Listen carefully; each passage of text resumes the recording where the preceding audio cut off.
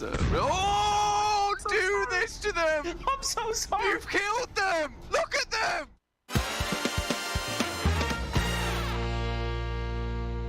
FaZe still in contention though. FaZe up a real possibility. Really? I think it really is. Oh, no! Oh no! It's FaZe down! No, I'm so On sorry. your face! I'm so sorry. Why would you do this to them? I'm so sorry. You've killed them! Look at them! They're dead! Huh? Oh! What? Excuse me.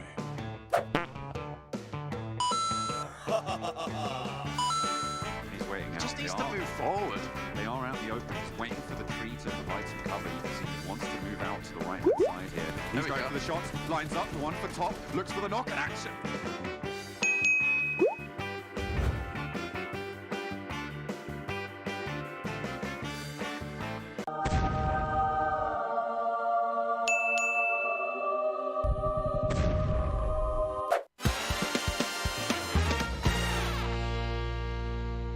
So far, leaderboard. Lane to the side of those buildings, misses the nade through the window. Struggling to make the entry now into the UMP. Help! Help! PJ Duello. Ow! Somehow Imperium stays alive for the time being. Oh, Fredo, that's not a good thing at all.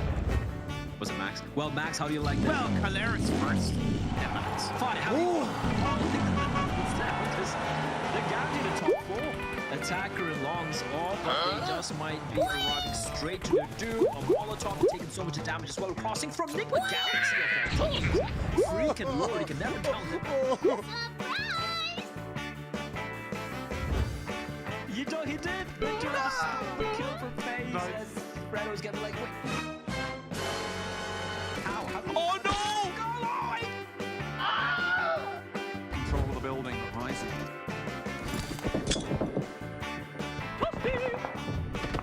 I got a bad feeling about this.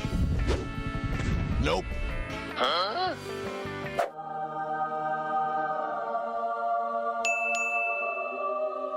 No! God! No! God, please, no! Come on!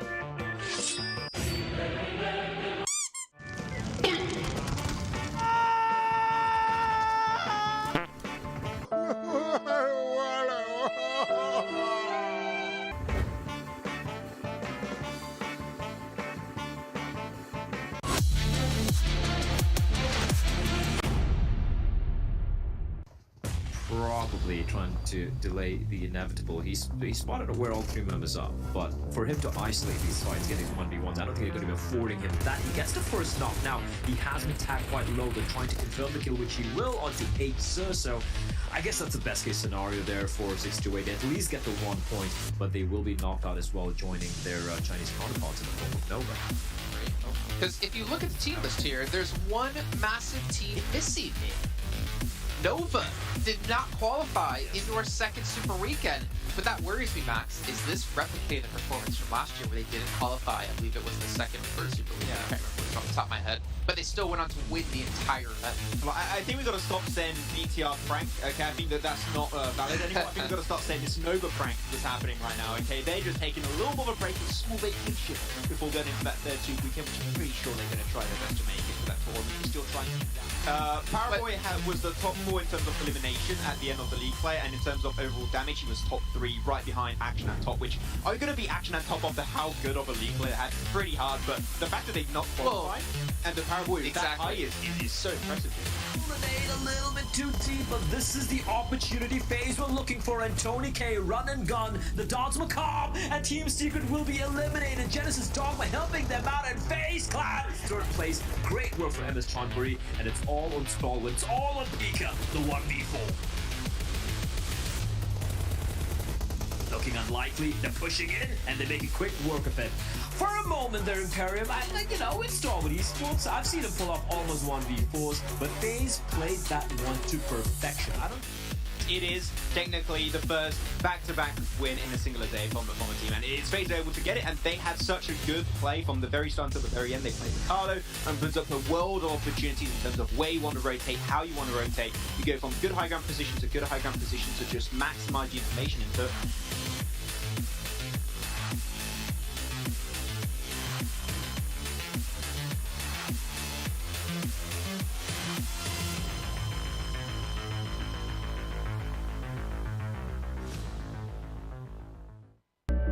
I saw the first light, the first steps. Now I see much more. I capture Earth in all its beauty. I see action. I see drama. And I see it in the finest detail. Moments of inspiration. And the first steps. I am the 1+9. PUBG Mobile fans around the world, welcome to the 2021 PUBG Mobile Global Championship. To the top teams across all regions, we have a message for you. The Middle East, you have proven your worth. Now, make your formidable debut on the PMGC stage. South Korea, forget the past. This year, show the world you've ascended. Remind the world of South Korea's raw talent. Japan, you came so close last year. But what doesn't kill you only makes you stronger. Bring it back better than ever. The Americas, you're the alpha dogs that dominated the West. Now, lead the pack on the world stage. Southeast Asia, you took down so many strong teams on your journey to the top. It's time for a comeback on the global stage. Europe, it's now or never. Push your limits and surprise us all. This is the moment to create your legacy. South Asia, you were the dark horse of 2020. Amaze those who would underestimate you again. China, you carry the crown of last year's PMGC.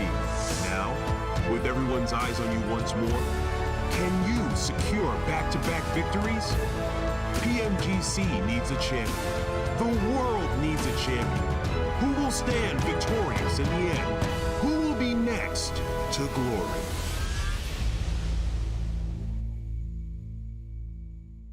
Hello, PUBG Mobile fans. It's almost time to bring together the world's top teams for the PUBG Mobile Global Championship 2021. This year's PMGC has a total prize pool of $6 million for teams and players, and tons of great rewards for our fans as well. PMGC will consist of 2 stages, League and Grand Finals. The League phase will last from November 30th to December 24th. During the League phase, teams from the Americas and Europe will compete in the West League, while teams from Asia and the Middle East will compete in the East League. Each league, 20 teams will compete on Tuesdays and Wednesdays for 16 slots to compete on Friday, Saturday, and Sunday in that week's Super Weekend. The total Super Weekend scores over the first 3 weeks will determine which 16 teams will compete in the PMGC League Finals during the final week. The top 9 teams from the East League Finals, the top 6 teams from the West League Finals, and a special invited team will advance to the PMGC Grand Finals. The PMGC Grand Finals, which will take place on January 21st, 22nd, and 23rd, will determine the PMGC 2021 Global Champions. Who will be the next to glory? Don't miss a single minute of exciting PMGC action.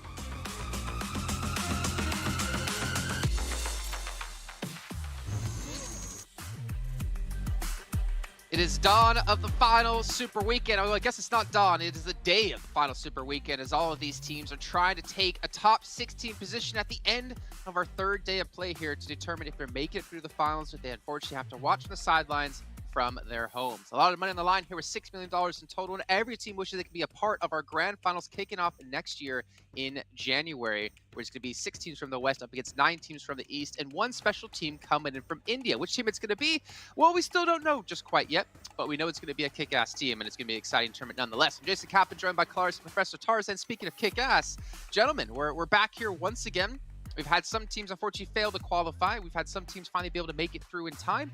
And now they're on the grind, right? They're on that grind to break through top 16. Some teams have a little bit more work to do than others, but they're always in arm's reach. They are in grasp of breaking through and making it in. But I think it's really cool coming into this Super Weekend, of course, because we have ourselves a slightly different landscape coming into this Super Weekend. In the previous 2, you're looking at your Infinities and thinking, wow, they're number 1. Wow, they're really cool. And Stalwart, like, looking so high in the tables. Wow, they're really cool. However, things have been shaken up a little bit, Jason, which I think is awesome. Cryptics and FaZe looked great in the league play, and I'm excited to see how they're going to do coming into this Super Weekend.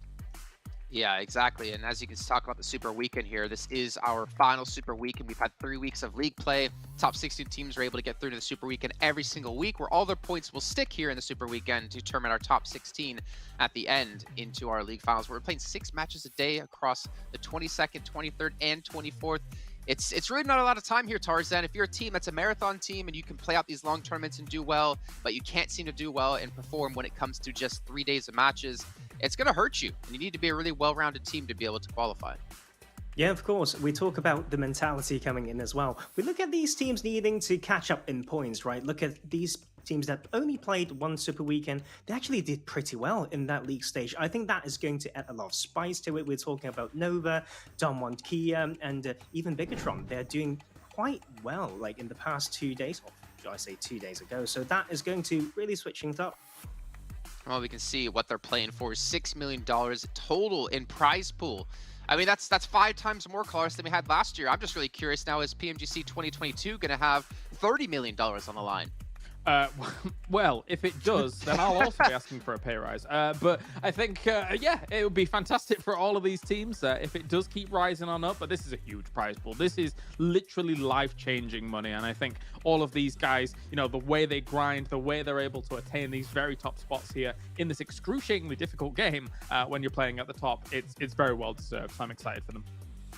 Yeah, I'm really excited as well. I mean, Nova, they are going to be able to requalify into the finals yet again and potentially not redeem themselves, but defend their championship title. We can see here, though, the list of teams that will be participating. And honestly, there are quite a few teams in there not safe at the moment. We got FaZe Clan, we got DXavier, Damwon, all trying to make it through into the next stage, and they have a lot of work to do to make it happen. There's a couple of teams who didn't even qualify that might drop out potentially of the top 16. TJB, in my mind, there's a very good chance. I think there's a very, very realistic chance they're not going to qualify now because they didn't make it into this final Super Weekend.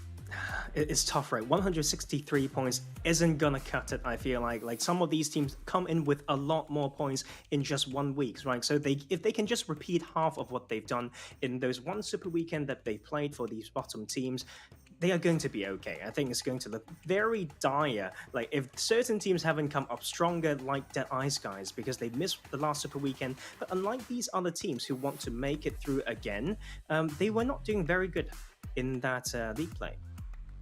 Yeah, not at all. What about some other teams here, Clarus? They really like focusing on. Obviously, there's 2 ways you can look at it, right? Of trying to hold their position top 16 or make it in top 16, or just kind of trying to keep their form going into the finals. Yeah, I mean, I think FaZe Clan really does jump out for me, of course. Currently, because they missed that first Super Weekend, I actually did mention them at the top of the show already anyway, because they did so well in our previous league stage. But the fact that they are currently in 17th right now means that they do have a little bit of work to do here. But considering the past 2 weeks worth of form that we've seen from them, I'm not too concerned for them. I think that they're looking much better. They're sweeping much better. They're taking fights much better. So I think I have my eyes on FaZe Clan, but I'm not that worried about them, Jason, here. Yeah, indeed. I think, you know, if we look at Secret DRS, I don't know, man. Like, realistically, is there a world where they drop out?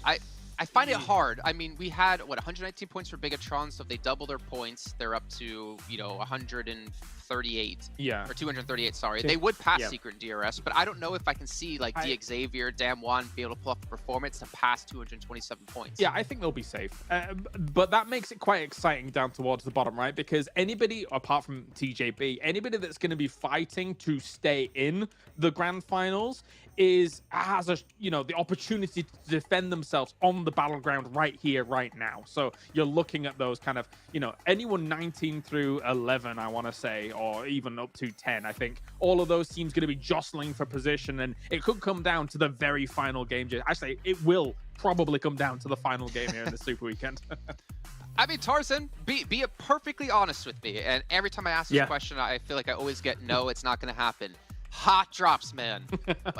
I mean, if you're Infinity, if you're any of the teams in like top 5, like why not? If you want to keep out potentially FaZe Clan, who have been looking phenomenal this last week, maybe you want to keep out Bigatron. Like there's options. Even Nova, if you focus them somehow, there are ways and options here to keep some big contenders out of the actual grand finals. See, you know what? I think it will happen, but the reason behind that is when they have these a little bit of weird and different playing paths, and they know they have to contest for cars. So instead of just playing that game where they fight around cars, drop to the closest compound, and sometimes that's the 4v4. We've seen it before, maybe between, let me think, Genesis Dogma and Bigatron themselves. So that can happen over at West Farm, again, on a very western playing path. But I'm also looking at some of these other teams who feel some comfort, right? They have not been dropped on in a way like Rika Infinity team, but what could they do with that, with that space around them? They've not been doing so well, and to be fair, if they repeat kind of the way that they play in league play, they can't really pass Team Secret, maybe. Yeah, very true. Very, very possible. As we take a look at a head-to-head from some really standout players, I feel like Newsy and Daybot, Daybot in particular, at least for this last week, has just been off the charts, honestly, Claris. And it's so great, again, to see like some teams have these players that rival and surpass the old guard, I would so to say. Yeah, definitely. I think when you look at Genesis Dogma, I will admit I came in as a skeptic of Genesis Dogma, but the results speak for themselves. Look at what they've been able to put up. Guys like Daybot here for them, guys like Satara as well, just amazing performances across the board. And compared against Newsy as well, I mean, the Infinity were, of course, on my radar. They had to be, but not quite to the level that they've been able to show here as well. And Newsy's been a big standout for them. And again, I think it's awesome that we're here and having these performances because we're creating stars on this kind of international stage. And I think that's great, Jason. Exactly. They're making a name for themselves, not only for this tournament, but for the entire year and probably for the entire lifetime of PUBG Mobile, to be perfectly honest. We do have a quick little matchup here, though, between Stalwart and Bigatron, 4th and 5th place teams, respectively. And again, I mean, we have to give credit. Like, Stalwart, yeah, this is, like, consistent for them to play this well. They normally play even better than they did last week. But Bigatron, the turnaround they've had from week 1 of not qualifying to qualifying week 2 to qualifying yet again in week 3 is a true testament to how strong of a team they can be. Yeah, I think points is one thing. The other side of stats would be damage, etc. And right now, when you match Bigatron for that 1 week that they played, they actually kind of on par with Star Esports. So that is actually a very, very good sign. And if we actually want to compare these two teams, Bigatron with the boost of a very much improved 3rd week of league play against maybe Star with a little bit of a slip, like things can really change up. Like with the last bit of pressure in these 3 days with the possibility, I think teams who dare to try something new might be heavily rewarded. And important for Bigatron as well here is that they have had a big step up, I feel like. That first week it was a shambles, Jason, unfortunately for them, but we've definitely seen kind of the rise up. It's not even just in the fact that they've been playing overall better. I think their positioning has been overall better. All you have to do is cast your mind back to that Miramar game where Luxie's going way up onto the high ground and being the Eye of Sauron, looking down on the entire field, letting nothing move. And that's what the Bigatron that I want to see here in this Super Weekend. Yeah. There's something with the roster as well. We talk about Ryzen not being in the mix. Sometimes it's a comparative strength. Like Liquid is in there. You can see, maybe damage output not as much. But when it comes to macro, the pre-shift preparation and scouting, that is where he stands. Okay. Well, looking ahead now. We see Erangel, Miramar, Erangel, Sanhok, Erangel is going to be our entire list throughout these next 3 days. pretty standard what we've seen. It's exactly what we've seen every single Super Weekend so far. So at least teams don't have to worry about playing out, you know, half of their matches on Sanhok or half of their matches on Miramar. They just have to worry about playing half of their matches, well, more than that, on Erangel. And hopefully that's a map going to be extremely well versed on. And let's be honest, they sure as hell better be. But looking ahead, I think it's really important for teams, and we kind of talked about this before, like Infinity last week in League play, that they don't necessarily need to requalify. They're fine. I was saying, you know, why not just maybe like just hot drop a lot of teams, and if you don't qualify, not a big deal. You get some extra time off, you get to relax. But instead, they actually did bring in some subs, and the subs performed pretty well. Let's be perfectly honest. Here, though, again, do you expect them to just test some things, Kalaris, because they know they have 3 days of free games pretty much? There's no difference in prize pool. You don't get any reward for getting first place or 16th place into the finals. I'm curious if you have any thoughts individually about how that's going to work. I think, just briefly, I think that a team like Infinity, I think they're going to just come out all guns blazing. I think they're going to field their A-list roster, and I think they're going to use this as the perfect practice going into the final. Okay. Well, really quickly before we do get into some more of these teams here, we're going to talk about OnePlus and how it's our sponsor here at PMGC with its flagship performance, an immersive 120 Hz display and hyper-touch technology made specifically for gamers. The OnePlus 9 Pro, your best shot to climb what, Tarzan? The leaderboards. Nice. I like to make sure everyone is listening and paying attention here, and it's not all just on me. But you can see Erangel will be coming up first here in about 1 minute and 30 seconds time. So we're flying straight through this show and flying straight into Erangel here. And I think probably it's time to get our predictions in then, if we want to start to talk about those as well. I'll start things off because you know what? I'll just be like that. Infinity. Why not? Like the one time I don't predict them, they win. So let's get them back on a losing streak, I guess. I don't know. That sounds weird. Kalaris, go ahead. I'm going to go with Nova, and a lot of the time, I'm usually not really on the Nova hype train. However, this has to be the time that they now show us here in the crunch that they can perform and defend their title down the line. Okay, Tarzan, who do you got? Genesis Dogma. They are really, really good. And I think I have more explanation to do when it comes to the fondness over this team. It's almost like if you have a list of typical strengths and weaknesses on a whole sheet, and then you're trying to check the relevant boxes.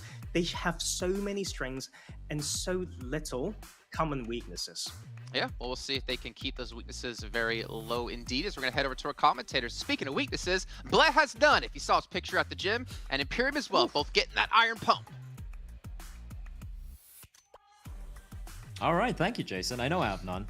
Getting a little bit sold nowadays, but I need to ask you, maybe you can answer this later on when the desk comes up, why you have completely ruined the Infinity's day again. They were winning stuff when you weren't picking them, Jason. And Imperium, I mean, why has it done this? Look, I don't know. Jason is the kind of evil that is underlying, that's, you know, that's shrouded in kind of the nice smile and the pretty face and the lovely voice. So kind of like a Bond villain. Kind of, yes. A little bit like a Bond villain, yes. Not a swab, though, not a swab. You know, Jason's a bit more of a brute, in a good way. If there is a good way of being a brute, I don't know. I was just gonna say, man. We're jumping into the first map here, the first game of the final Super Weekend. 4 teams have sat this one out, unfortunately not able to qualify for the final Super Weekend. But Imperium, man, I am so hyped. At the same time, I'm very nervous for a few of these teams, because while we have the likes of the Infinity, while we have teams like Genesis Dogma, and some of the top dogs like Starwood Esports are pretty much confirmed to play in the finals, for about quite a handful of them, everything depends on how they play these coming 3 days. Yes, it's very open overall in terms of who's going to make it in to the finals. There's 2 teams in my eyes confirmed to not make it in. That is, of course, BC Swell. Unfortunately, didn't make it to any Super Weekend. And Tong Jiao Bao. They're on 163 points. It's below the cutoff. I can see all of the teams below them pass them up. So that means there's 2 spots available for teams to not make it into the finals. And when you have the likes of Nova, Deadeye's guys, BTR, FaZe, Desavior, Down One Gaming, and Cryptics all fighting to stay out of those 2 spots, it's leading to a very spicy 15 games. was looking like it was gonna be a bit spicy there for Roth against Powerboy, but Powerboy decides, you know what, it's fine. I'll let him be. Looking at the points as you were touching upon, yeah, 160 for the side of Tang Jiabao. It's looking rough, right? And now looking at the zone, we haven't seen too much of a Kameshki Stolber zone, right? It's usually been centralized. We've seen quite a few Sosnovka circles coming in, but this could be interesting. I personally love seeing a final Severny zone, especially, with a little bit of water action coming into play. I would love to see the Phase 2 continue to shift up the north, up towards the northeast. Stalbar Kameshki would be absolutely spot on for me as a circle ending, because we just haven't really seen it in the PMGC. FaZe Clan, though, starting today, sending a bit of a message to Cryptics and the rest of the teams in the lobby. Do not mess with us. We saw on the league stage they played Bull Shark, so they were having that kind of optional substitute, participating in to get them some game practice. And now it is what they right now perceive as the OG crew, which is Corpie, MR5, Ventores, and Tony K. Cannot forget about Beer11 and how much of a positive impact he's had on the team and their performances. But led by MR5, I'm sure they're confident of doing everything they can to stay in the PMGC finals. For sure. FaZe have. I won't lie. At the at the end of week 1, I'm like, FaZe, BTR, yeah, they're really not delivered. Yes. I don't think it's looking good. But hey, hold up, Enigma Galaxy. Out of nowhere, just assassinating a member of Nova. Interesting. Open, and I see none of his teammates in the vicinity. Yeah, I think you said it right. That is interesting. Because Enigma aren't known to disengage away from Pachinki too early. And I really feel that was a little bit of a targeted kill onto Nova, because Nova do play split. So if the vehicle was taken away from Roof, in the mind of Nigma, I can bet they were thinking, wait, he's probably going to be looting up close by. Roof has been on his own, but the rest of us have looted up. Let's go for the kill, and then we'll go back to Pachinki. That's really good for Nigma. That's the kind of fight, that's the kind of determination and the aggression that we saw from them back in the PMPLs when they were bullying the teams around them. Whereas this time, they've had a lot of hard hits. They've had a lot of punishment coming their way in the PMGC so far, but they survived. And in this final Super Weekend, I like how they're starting things off. Yeah, I guess that's the one. I wouldn't even call it a complaint, but that's the one thing we've all noticed from Enigma Galaxy. Just look at the way they've accrued their points, right? The majority, the huge chunk of the points they've got have come in from placements. They're a team who are very comfortable not taking duels. So, they just like to. What is the movie? Was it Godzilla, the first one, where we had the scientist who was like, "Let them fight," right? I think that's Enigma Galaxy's motto. They're like, yeah, let them fight. You're just going to sit back and watch. And it works for them. But as you said, when you're reaching the final Super Weekend, and if you want to qualify for the global finals, because I'm assuming Enigma Galaxy, the way they played recently, they should be pretty much a shoo-in for the East Finals. And if they do want to qualify to the next stage of the Global Championship Finals, then they need to go to the next gear. And I feel this is the right way, right? The right approach. Starting to take this fight, not being too wild either, but a little bit more of controlled aggression. I love it. And a couple of stats to kind of back up what you said. In the Super Weekend so far, their points distribution have been 130 placement points and 79 kill points. Whereas in the League Week 3 that we've just seen finish up, they finished up with 32 placement points and 39 kill points. So that, that aggression, that improvement is definitely coming through from the MENA side, and it's such a joy to see. Teams are now starting to make their way through on the rotations. Cryptics opting to kind of move away from North George, Tazarki away from FaZe Clan. That opens the door for FaZe Clan to sweep in from the west on the north side of the river, which is common sense the easiest path line into this circle on the north side.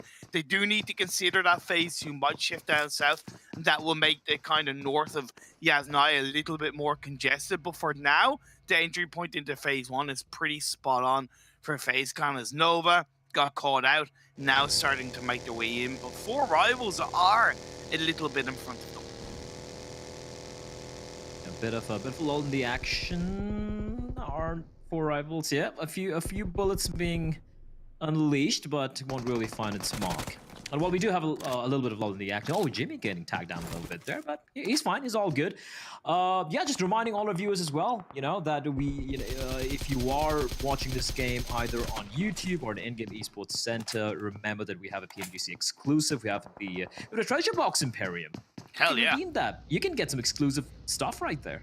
Yeah, just go to the esports center in game. You watch PMGC live. You grab some PMGC tokens, and then you can redeem it for permanent items in the store. So you know that treasure box is there. Go for it. Why not? You watch it, you get free stuff. Everybody wins. That's as simple as that. It's Christmas after all, you know. Exactly. And it's a season of giving, a season of receiving as well. So yeah, don't forget to claim your happy boxes. So what are you getting me for Christmas then, bro? Absolutely nothing. You'll be in a bad boy Imperium. So not even a lump of coal? Fine, I'll mail you a lump of coal, which will probably be more expensive, sending all the way from India to Ireland. The postal charges are got to be way more than a lump of coal, but yeah, you know what? Screw it, I'll do it. Tony K, he's close by to Rico Infinity, and SK10's like, I wonder what FaZe Clan are up to, but not really taking any shots yet. It is one of those slower starts, right? You saw the plane path. And even though the zone is a bit of, not really central, it still does encompass a big chunk of the main island. I think the second zone is when we might be seeing a few teams just hit the ground here.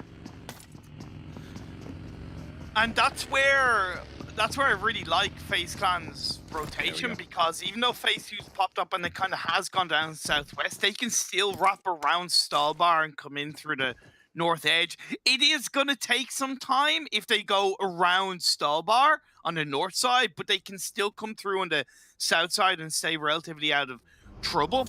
I really liked how the Xavier set themselves up positionally. It's on that kind of the Lion King mountain just outside of Mansion. It gives such a great oversight around the Yasnaya area. They have that locked under their control. Down One Gaming have a pretty good split. I also love Genesis Dogma. They're on that eastern side outside of Lipovka. Now Reject are going a little bit too deep on their rotation, and I'm worried about them. For now, Nigma still in Pachinki, and Infinity are starting to rotate out of the blue. Down One Gaming, a team who we're kind of missing at the beginning of the entire league stage and the first super weekend, but they have ramped up, man. They have slowly but surely ramped up. Sure, you see it on the bottom of the table, 102, but hey, one good game is all they need, and boom, they're just going to be catapulting themselves all the way up to where Nova is, and maybe even just tying things up with Tang Jiabao. You're right, they might be one of the few teams to do that. So definitely the South Koreans have impressed. But now, this is crunch time. This is where you separate the boys from men, and this is where you really deliver. You might have had your ups and downs. You've been given, the excuses, where they're like, oh, they had a slow start. They're figuring stuff out. Now you have to deliver it. Now there are no more excuses. If you don't make it, you don't make it. You have to sit it out. You're going home, buddy. Every single team that's fighting for the top 16, the destiny is in their control. Yeah, they can use a circle shift as an excuse. They can use this, that, and the other. But realistically, at this stage, like you said, there is nothing. Cryptics going on that north side. Very valiant rotation. I think FaZe were a little bit slow in the rotation of FaZe. You understand, maybe they were a bit cautious informational-wise, coming all the way from the west. But I think they could have been a little bit quicker on their execution in this phase. Too, like I said, Reject went deep into the circle. They went straight for Mansion, unoccupied. I kind of get that. A compound like Mansion, you tend not to really want to commit to it too early in the game. it's a little bit of a false kind of, you know, security where it looks so then you have to disengage away from Mansion on a hard shift on phase 3, phase 4. It's all flat terrain around it, and it makes it so challenging. So I get why it was free, but I also respect that Reject are taking it as a 2-person team. They have not committed the full squad to it. Yeah, for sure. And I'm also keeping an eye on Starwood Esports. They've moved past prison, and they're probably scratching their heads and wondering, wait, where is everybody? Because everyone's moved further up north, more central, but Starwood Esports, they're continuing on the trajectory. The third circle's going to be coming up very quickly as well. Senkai's taking quite a bit of damage. Crip takes El Chapo, the bullets trailing him, but somehow Senkai, alongside his teammate, will be able to escape. Not unscathed though, they have lost a couple of players, and oh my word, a Lipovka's final zone? Okay, I haven't seen that yet thus far. Yes, this is brand new in terms of circle finishes for PMGC as far as I know, and it opens a door. You have the kind of flatter side on the west where you have Mansion and the Lion King Hill, and then you have the kind of hillier side, which is just to the west of Lipovka and to the north of Prison. This is really interesting in terms of the phase 3 shift, and I'm here for it. A lot of the teams were already inside the circle, and now 4Rivals and Down One Gaming, they're starting to fight. Have to deliver Appy, getting the first knock, but Sung able to take down Pemburu. Right now, a 3v3 Forest is crawling around. That should be a quick finish here for 4Rivals on the Forest, but no, they're going to bide their time. Not really committing to the finish in Forest. I mean, you can give information. Yeah, exactly. I'm a little surprised why Appy hasn't finished him off. He had an easy opportunity, and I think now he's going to be coming around the corner. Yeah, there we have it. Forest finally will be dropped. It took a little bit of a while, but now Down One Gaming, now they need to go for the play. I love this. Sung and Uni pushing together, trying to maybe potentially finish up Pemburu, as Rithal trying to take the battle here, as Uni does get dropped as well, and Down One Gaming not looking good. A sliver of HP. Nice, Sung. He wins the duel, but Appy spraying blindly will get the knock, and he's got to finish him all off. That's a clean wipe coming in from 4Rivals. I don't think they even lost a single member there. There we go. A couple of knocks, but not quite able to get a single kill where the South Korean side. And 4Rivals, they need to get the res real quickly and patch themselves up, because coming up in their direction, MS Chonburi, they know what transpired right there. And now we move on over to Genesis Dogma going up against FaZe on the eastern coastline. Vittorious is knocked. Tony K down to around 40 health. Have to be aware that Rico Infinity are to the north of FaZe. The split is there. A lovely nade being cooked up. Will that connect? Goes a little bit too short. Cargo's flying though. Yeah, this is not comfortable for MR5. And look at Corbe coming in as well. And Daybot's like, well, I'm out of here. They're going to rattle up bullets. Daybot, oh, he's going to come barreling straight down. MR5 getting shot at from the side. And Daybot stays alive. That's the great escape here. And Satar now helping his teammate out with the Mini 14. Oh, Genesis Dogma are playing this so very well. The adaptation, the contingency plan in the form of Satar as well. And FaZe, I like the attempt pushing in, the cavalry coming charging in to help the teammates out, but Genesis Dogma, they are just one step ahead. They just fell for hook, line, and sinker, being perfectly honest with FaZe. Gets another knock into Daybot. Just two more players left for FaZe. It shouldn't have been a push. You take the loss and you move away. That was a clear bait from Genesis Dogma. If you see one player there, you got to know the rest of the team are going to be around the area to cover him. And that's exactly what Genesis Dogma were. Now as the circle shifts away, they're leaving Nickel inside the compound, and the rest of the team are going to push to clean up FaZe so they can focus on holding on to the northeastern edge of the circle. This is so good for Genesis Dogma. It seems like FaZe bit off more than they could chew left. I say that, but Corbe's going to take a bite out of Daybot. So FaZe, they managed to patch themselves back up. This is quite impressive actually from FaZe. I thought they were out, they were done and gone and whatever I wanted to say there, but yeah, but they're somehow still battling it out. Two members still standing alive as Infinity having to go up against 628.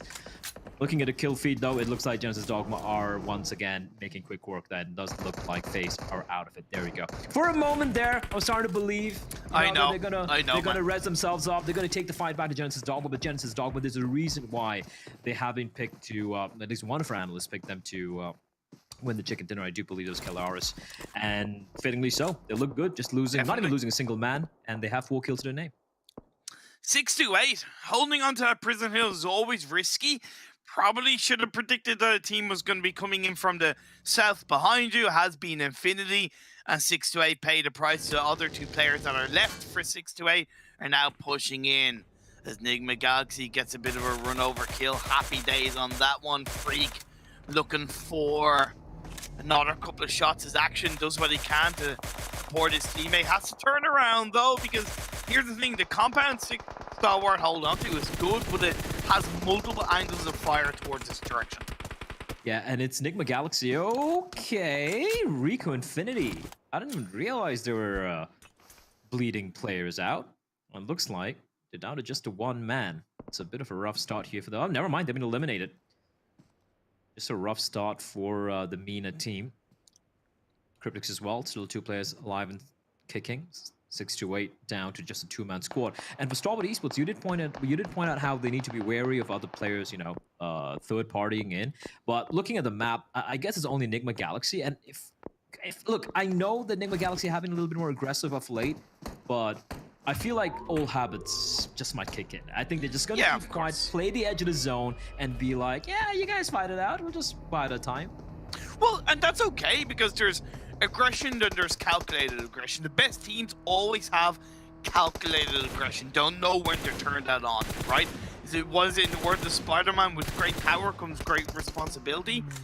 So it is important to use that at the right moments. What I love about Reject, though, is that they moved away from Mansion. They recognized that if the circle shifts away, it's incredibly difficult. They did hand it over to Deadeye's guys, though, in the process, but I really prefer where Reject have put themselves. They are at risk of the hill to the east of them, but they're also to an extent protected from it for the time being, and they can focus more heavily on the west.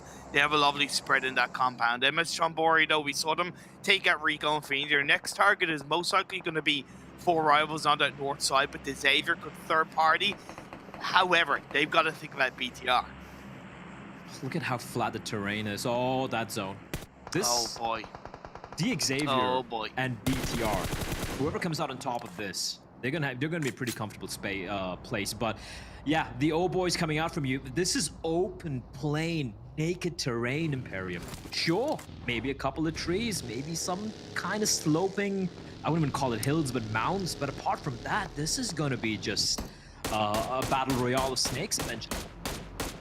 It really is, and who has the most amount of vehicles available? Who keeps those vehicles running available to use? That's going to be a big part of the final circle. Biding your time, Nova are in, to an extent, the center of it right now. They have Infinity to the south, followed by 6-8, BTR to the west. Nigma Galaxy now rotating in on the eastern side, getting ahead of the likes of Reject, followed by 4 rivals on that northern side. They have no idea where they're really going, it feels, but they're pushing into the center. In my eyes, that's not the call. That's not the way to do it on phase 5. Oh my lord, bullets, they're flying thick and fast. You said it, it's a scary no way! But Appy, you absolute animal! He just completely obliterates Nova. That was a 1v3, and it just completely wrecks them. How does he do it? How does he do it? That shouldn't have worked. By all logic, that should not have worked. But 4 rivals pull it off. They're insane. They're madmen. All I can do is just appreciate the fact that they committed to it. They ended up going out in the end, but they took Nova with them. I'm just absolute champions. Yeah, they get eliminated, but hey, that's 3 or 4 elimination points for them, right? While going out in style. That caught me off guard. I'm sorry, that really caught me off guard. I wasn't seeing that. I'm like, yeah, 4 rivals are out of here, but they're like, we're gonna take you with us. And Nova, they go down kicking and screaming. In the meantime, the Xavier, these nades are harassing 2 teams simultaneously. BTR, of course, being the team right next to them. And what are the Xavier gonna do? They're gonna be pushing in. They're gonna be riding straight into them.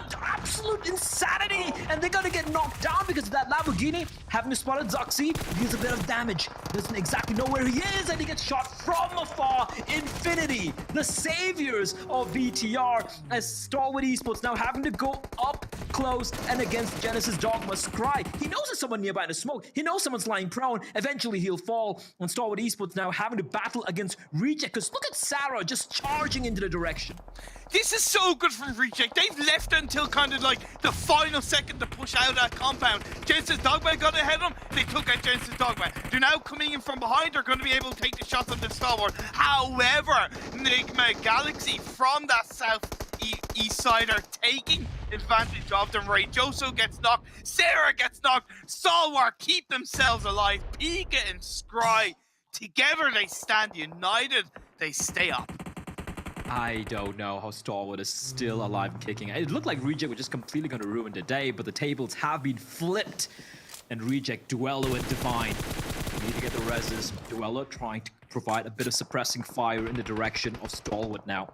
They need to move in. They need to move in real quick. Infinity, though, 10 eliminations. Imperium, 10, and all 4 still alive. Still looking for more news. Maybe getting a little too overeager. Sarah, in the meantime, is still somehow crawling around. Eventually, he'll fall to Pika, and Reject are now down to, I do believe, just to 2 members, unless I'm very much mistaken here, and the Galaxy going for a play. This is dangerous, but Logan out in the open in his car. Somehow, a little bit of Ridge providing some cover for the time being.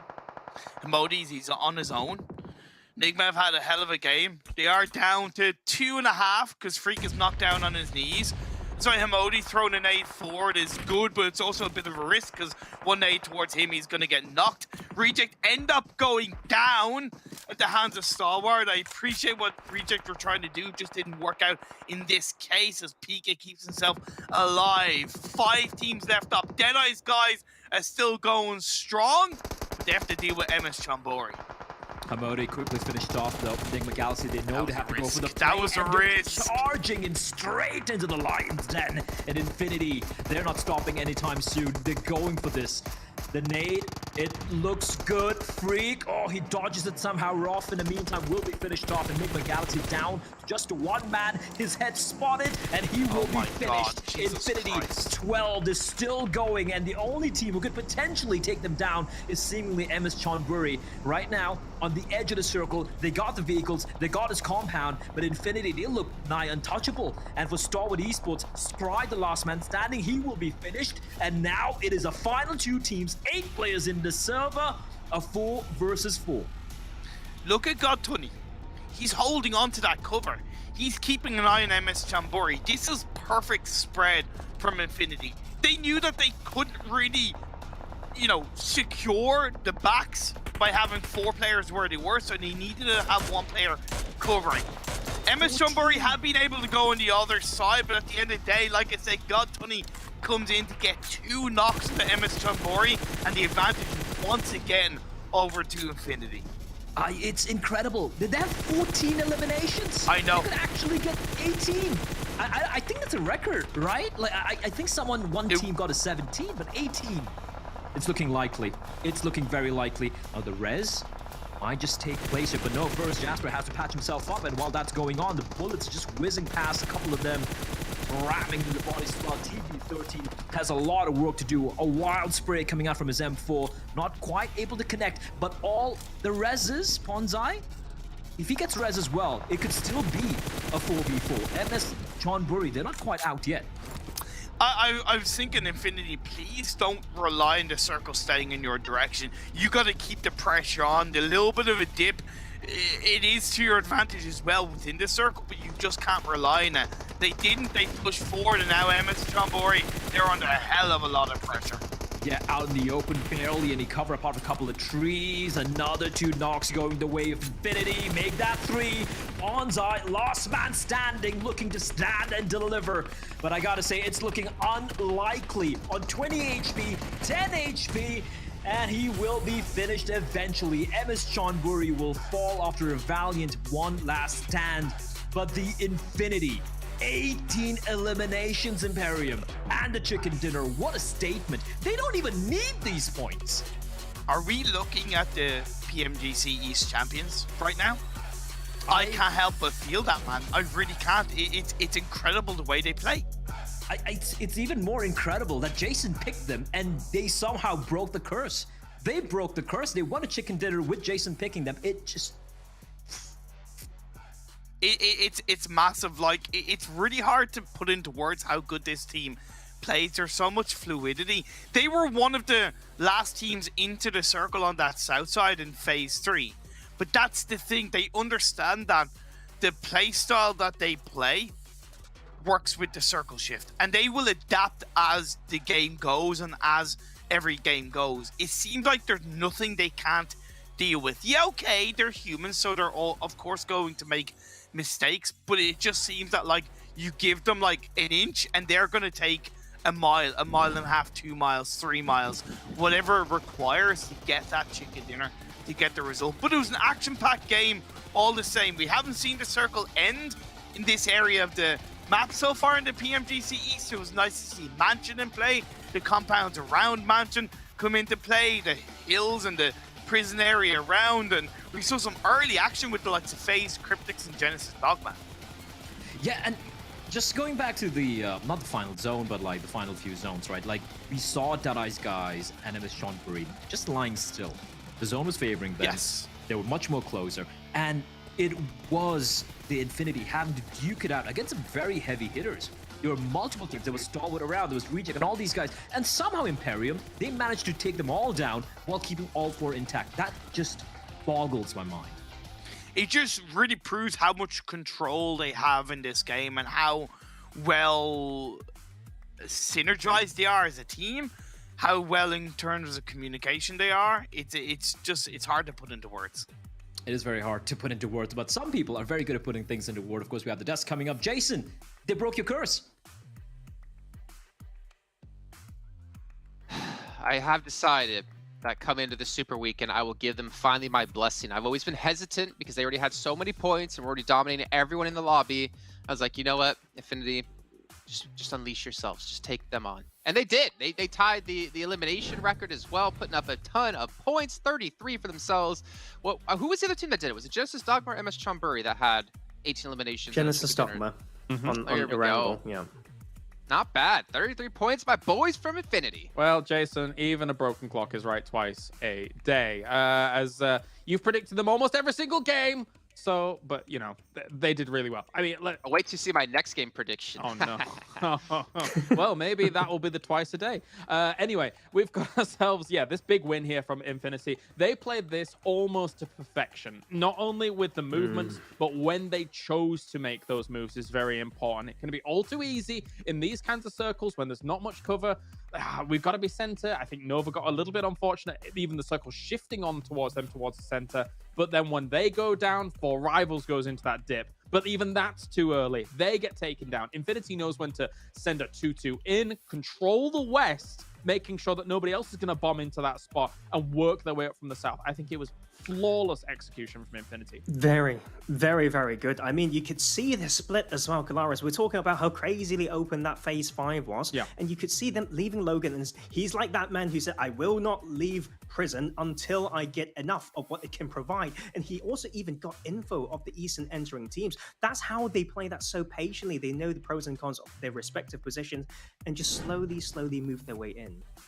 My boy Newsy.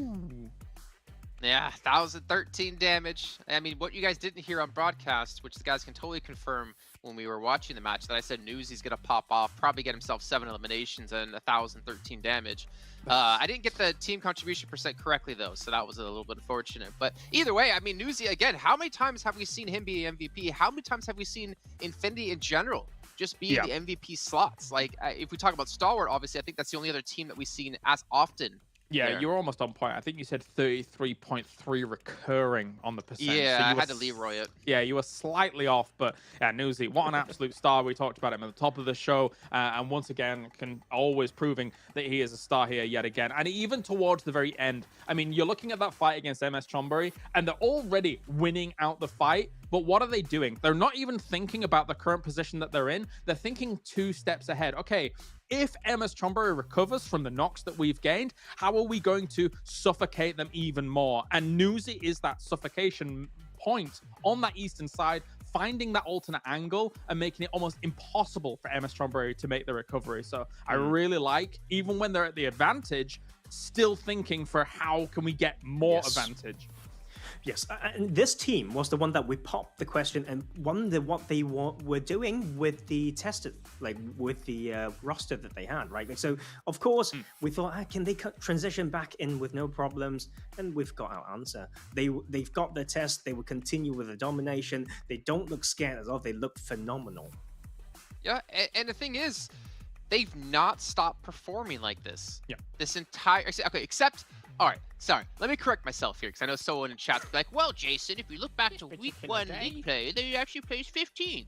Yeah, but since then, they have been doing phenomenal the entire time. It was 2 days of maybe some quote-unquote bad matches, and they haven't missed out on a super weekend. And you guys hopefully haven't missed out as well on any of these treasure boxes within the Esports Center, or if you're watching on YouTube, you get these points you can use to unlock permanent items. You get one of these 3, and you can earn them between the 30th and the 20th, I believe, of December. And then also coming up in the 22nd to January 10th, we have the next treasure box coming up with even more permanent items and special rewards. You want an Amazon Pay gift card? You know what? You got it. You want a Google Play gift card? You got it.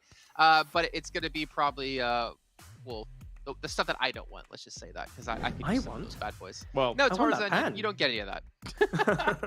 Well, I'll for sure log in when I can. And but yes, up next, guys, we've got Miramar. And when we talk about this map, we like to talk about Reject. And to be fair, they've been lacking a little bit of spotlight. Probably their own fault, but coming back onto this map, we know they've made a statement when they were playing a few bad games, I would say. So this is the resurrection point. I'm not sure whether that's the term, but you get what my point is. Yeah, they've had like one win on Miramar since I think that first week, if I'm not mistaken. Claris trying to look down and read the text there. We do want to know your viewer thoughts. We got which team can surprise everyone in Super Weekend. Well, if you're like me, you're probably going to say the Infinity. I'm thinking. I really want it to be down 1, even though they didn't have a good game in the starting of it. I really want it to be them. Obviously, they're in 19th place currently, trying to get out of those elimination spots. And they've been so good at the very end of our league plays. I want it to be down 1. I want it to be down 1. Okay, I thought Tarzan was going to give his opinion there. No, I just need to think even harder. Okay, you know what? Think about it, because we're going to head to a break. You have at least 4 minutes of time to think about Tarzan, but when we come back, we will be heading to Miramar. So make sure your answer is ready, and make sure you guys are all back here for the next match. Yes, kills, but this will make it big for Sanhok if they can get the chicken dinner. Now we're seeing a lot more information here. Yes, speeding up. What? What? Hang on, back in! Hang on, back in! Damn, I will chicken dinner! What? Really is a... Oh! Do this to them! I'm so sorry. You've killed them! Look at them!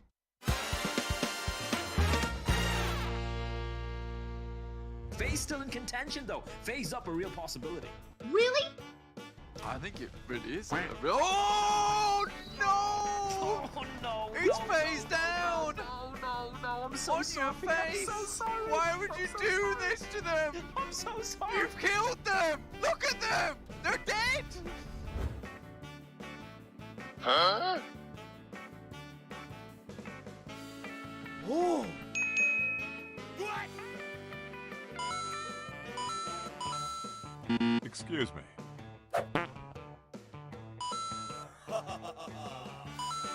He's waiting out. Just They needs to are- move forward. They are out the open. He's waiting for the tree to provide some cover. You can see he wants to move out to the right-hand side here. There He's we going go. for the shots. Lines up. The one for top. Looks for the knock and action.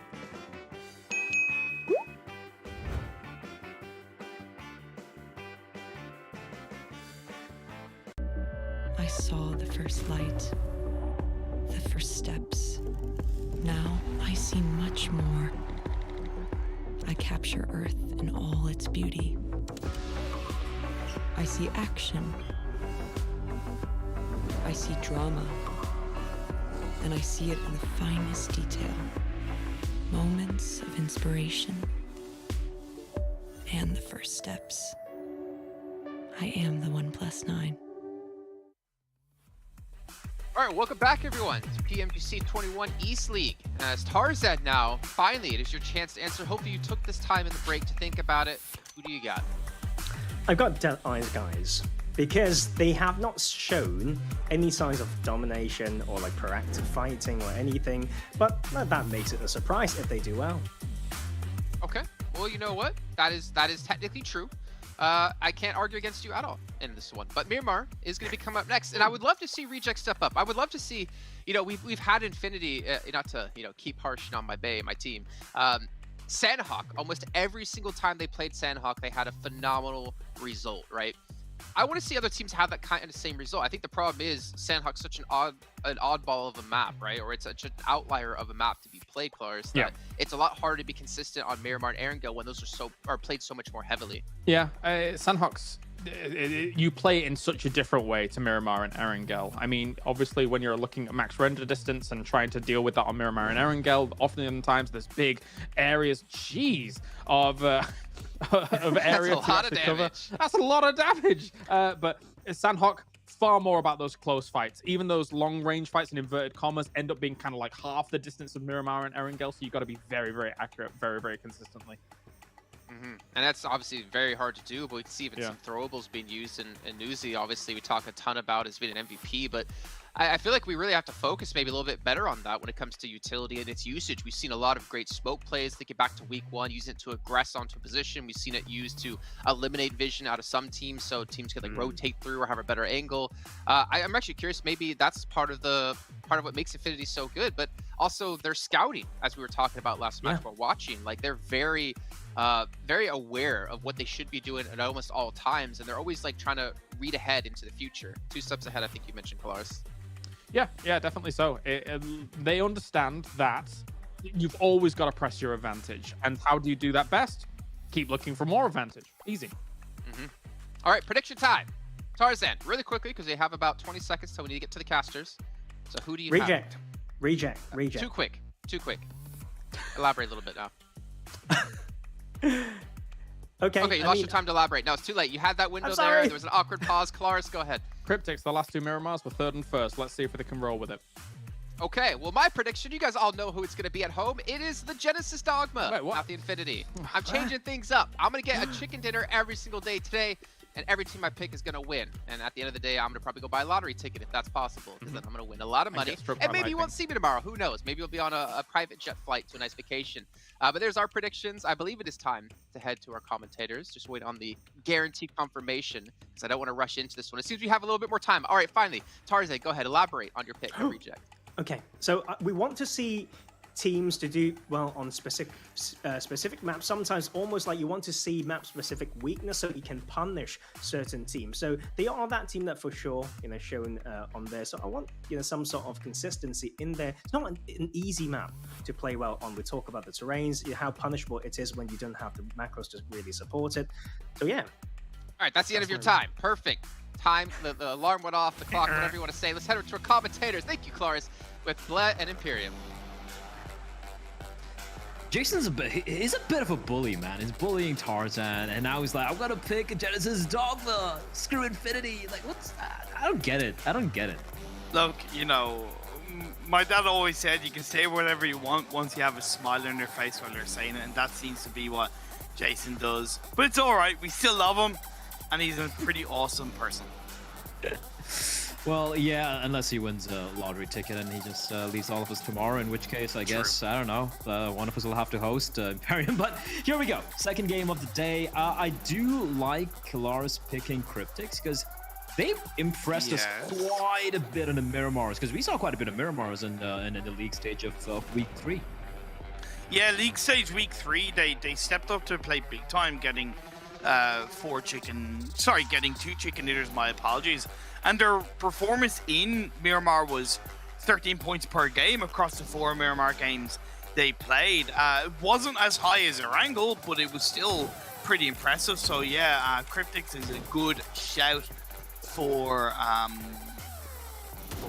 Claris. However, we did see them get kind of bullied a little bit at the start of the Erangel game by FaZe. I appreciated how Cryptics rotated, but there's no real fight around that rotation, and we're seeing it maybe again as they drop close to Nigma in El Pozo. And, oh my lord! Okay. Imagine getting knocked by Winchester. Hello. Well, Marshall doesn't have to imagine. Oh no. Like, it's arguably as disrespectful as like getting knocked by a pan throw or something like that. You know, just Winchester. Like, I love the gun, but it really is like so weak in terms of damage. Oh no, El Chapo, he's just hiding. Like, let the guy be. They're just getting absolutely wrecked. Nigma Galaxy, they're taking the prisoners. I love this from the MENA side. I love watching this Nigma Galaxy play this way. And here's the thing, we know they can play this way. It's just that, you know, they sometimes temper themselves a little bit too much. And unfortunately for Cryptics, Kelaris picked them. We were even singing their praises, saying, yeah, Miramar, Cryptics, good. And then that happened, so yeah. Did we suddenly turn into cavemen when we started saying that? Yeah, Cryptics good, Miramar good, Cryptics bad everywhere else. You know, that kind of thing. But yeah, it's not a good start for them. The phase one is on that western side. We haven't really had too much of a chance to talk about it, so it kind of complements the play path to a big extent. There's a healthy spread of teams. The eastern side is going to be obviously a little bit more clustered with Nova split around Minas Generalis and La Bandita. You have Genesis Dogma in Impala. MS Chambori, they have Los Leones all to themselves because BC Swell aren't here in the Super Weekend, so that'll be nice for them. FaZe Clan, of course, dropping Picado. But to me, they shouldn't be staying in Picado for too long. They can't allow the teams to the east to get too close to them. To me, they need to disengage in some way, shape, or form, get a bit of a controlling position, possibly to the south church area outside Chumasera wouldn't be a bad idea, but Infinity do tend to kind of land loot and hang around that region, so FaZe might opt to go somewhere else. Let's see if that's the way it's going to be panning out here now. Looking at the teams who do need to really deliver here. Now, I know it's 3 days of action, Imperium, right? We still have a lot of games remaining. There's no immediate pressure yet, but Damwon, the Xavier, the two teams you mentioned, FaZe, you know, Bigatron, Deadeye's guys, Nova, they need to kind of get off on the right footing.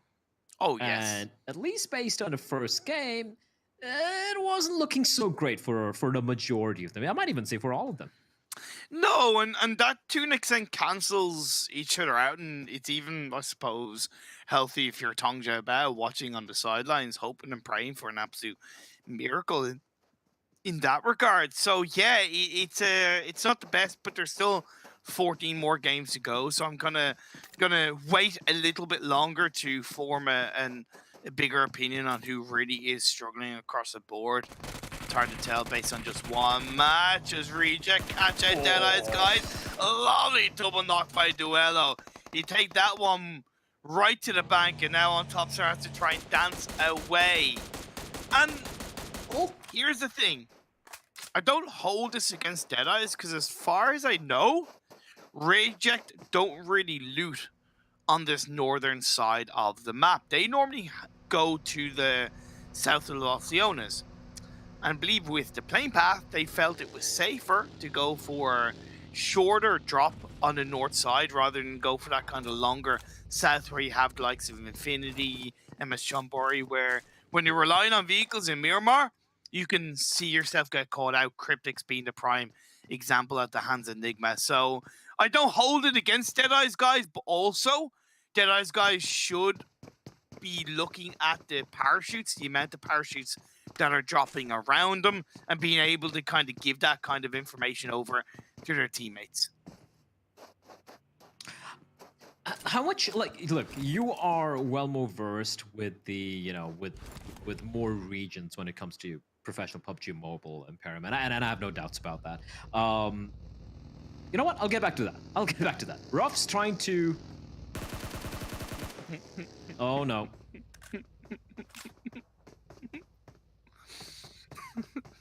Now she's just like, get off my lawn, dude. Just get out of here. Like, you know, it's fine. It's fine. I'll let you live, but just go away, dude. Just go away. All good. It's all good, man. As this game goes on, we see 628 have that player perch on top of the Crater Fields mountainside just outside El Pozo.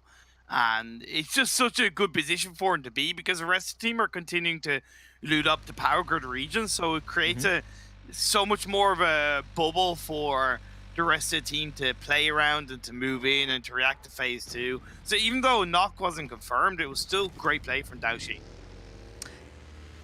Yeah, just to get back, I'm sorry about that. I just got disconnected for a couple of seconds. But just to finish the thought I had, like, one thing I've noticed, especially with a lot of the South Asian teams, and the reason I'm saying this is because, you know, we saw Deadeye's guys getting caught off guard there by Reject, would be how, you know, when they play in the region, a lot of them, they have their usual drop locations, and it's almost like it's set in stone, right? You rarely, ever, even when it's a do or die game, do you see certain teams ever deviate from that? Apart from maybe Zeus, you know, sometimes, maybe Stalwart sometimes, because they're a little bit more wild, I might say. Do you think that could be something which could bite teams coming from certain regions when they're not, you know, used to adapting on the fly, or just maybe getting a little too, you know, overconfident? Stuck in their ways, and overconfident about the fact that, hey, you know, there should be anyone here. That's not where they draw. And then suddenly they get caught with the pants down. Yeah, you are pretty bang on with that point. Another South Asian example of that is DRS. Have you ever seen them drop anywhere else other than Yasnaya, or should I say loot up anywhere else than Yasnaya? They don't adapt in terms of their drop spot.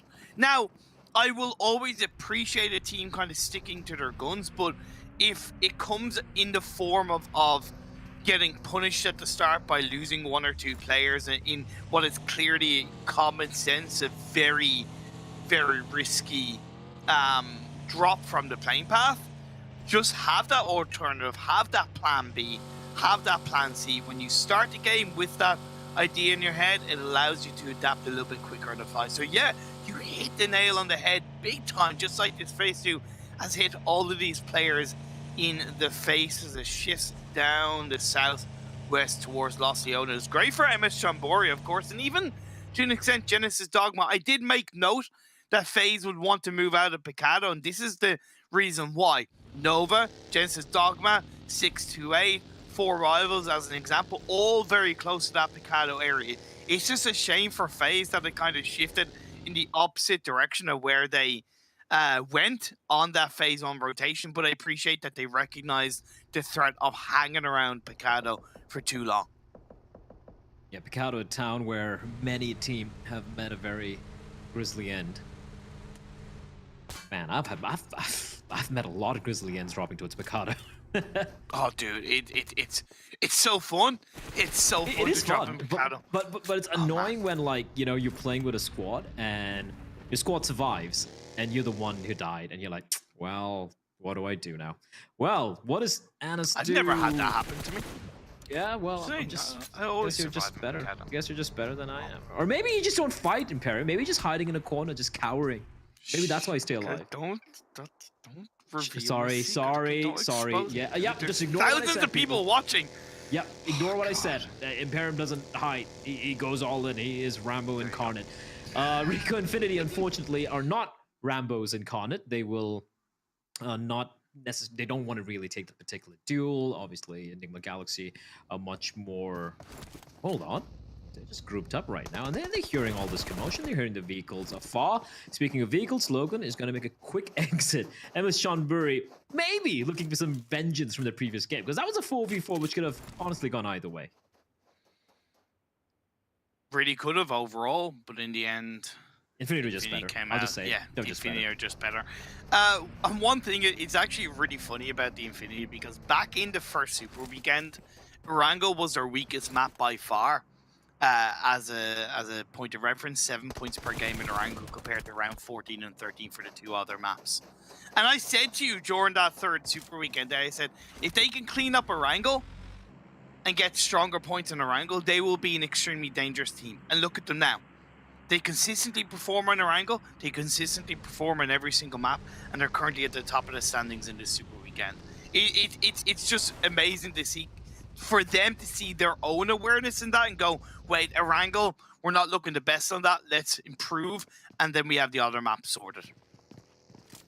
PG-13 got a nade out. And he spots the player driving past. Not able to quite confirm this elimination on Daybot. And is that a nade? Okay, all right. Good trajectory. I thought for a moment that he just naded his own teammate, but no. Smokes will be deployed. A couple of nades as well. And they're making MS Chonburi think. Now, Ponzai's above, but look at the other member of Genesis Dogma sneaking in from behind. MS Chonburi is slowly but surely getting wrapped around from behind, and they seem very unaware. And the Ponzai, the Overwatch guy, has been taken down. Okay. And this is also a really tricky fight because it's right close to the edge of the circles. Whoever finishes it quicker will come out on top. A lovely play by TG13. I believe that leaves now Nickel on his own as a surviving member of Genesis Dogma. And if I were him, if he can, to try and cut his losses and move away. I can't see him doing anything about this being so far away. Even MS Chonburi trying to go for the revive on the Ponzai, as Nickel does indeed try and take his chances and move away from that one. He's taking a bit of damage, but somehow has managed. Oh, are they gonna? Okay, I thought NC2 just gonna go for the hunt, just leaving his teammate, but still almost found him. Great turnaround for MS Chonburi. I really felt Genesis Dogma, they went for the right play, but just one or two duels not going their way, and they even found Ponzai, right? He was a guy on Overwatch from above. Knocking Ponzai was great, but it was unfortunately Boom's getting knocked, and it's rare I say this about Booms because he very, very rarely makes a mistake, but that was the one mistake. When Booms got knocked, it opened the door for MS Chonburi to win the fight. Punched him to death. NC2. Absolutely brutal. No respect whatsoever. I love it. I love everything about it. As Reject.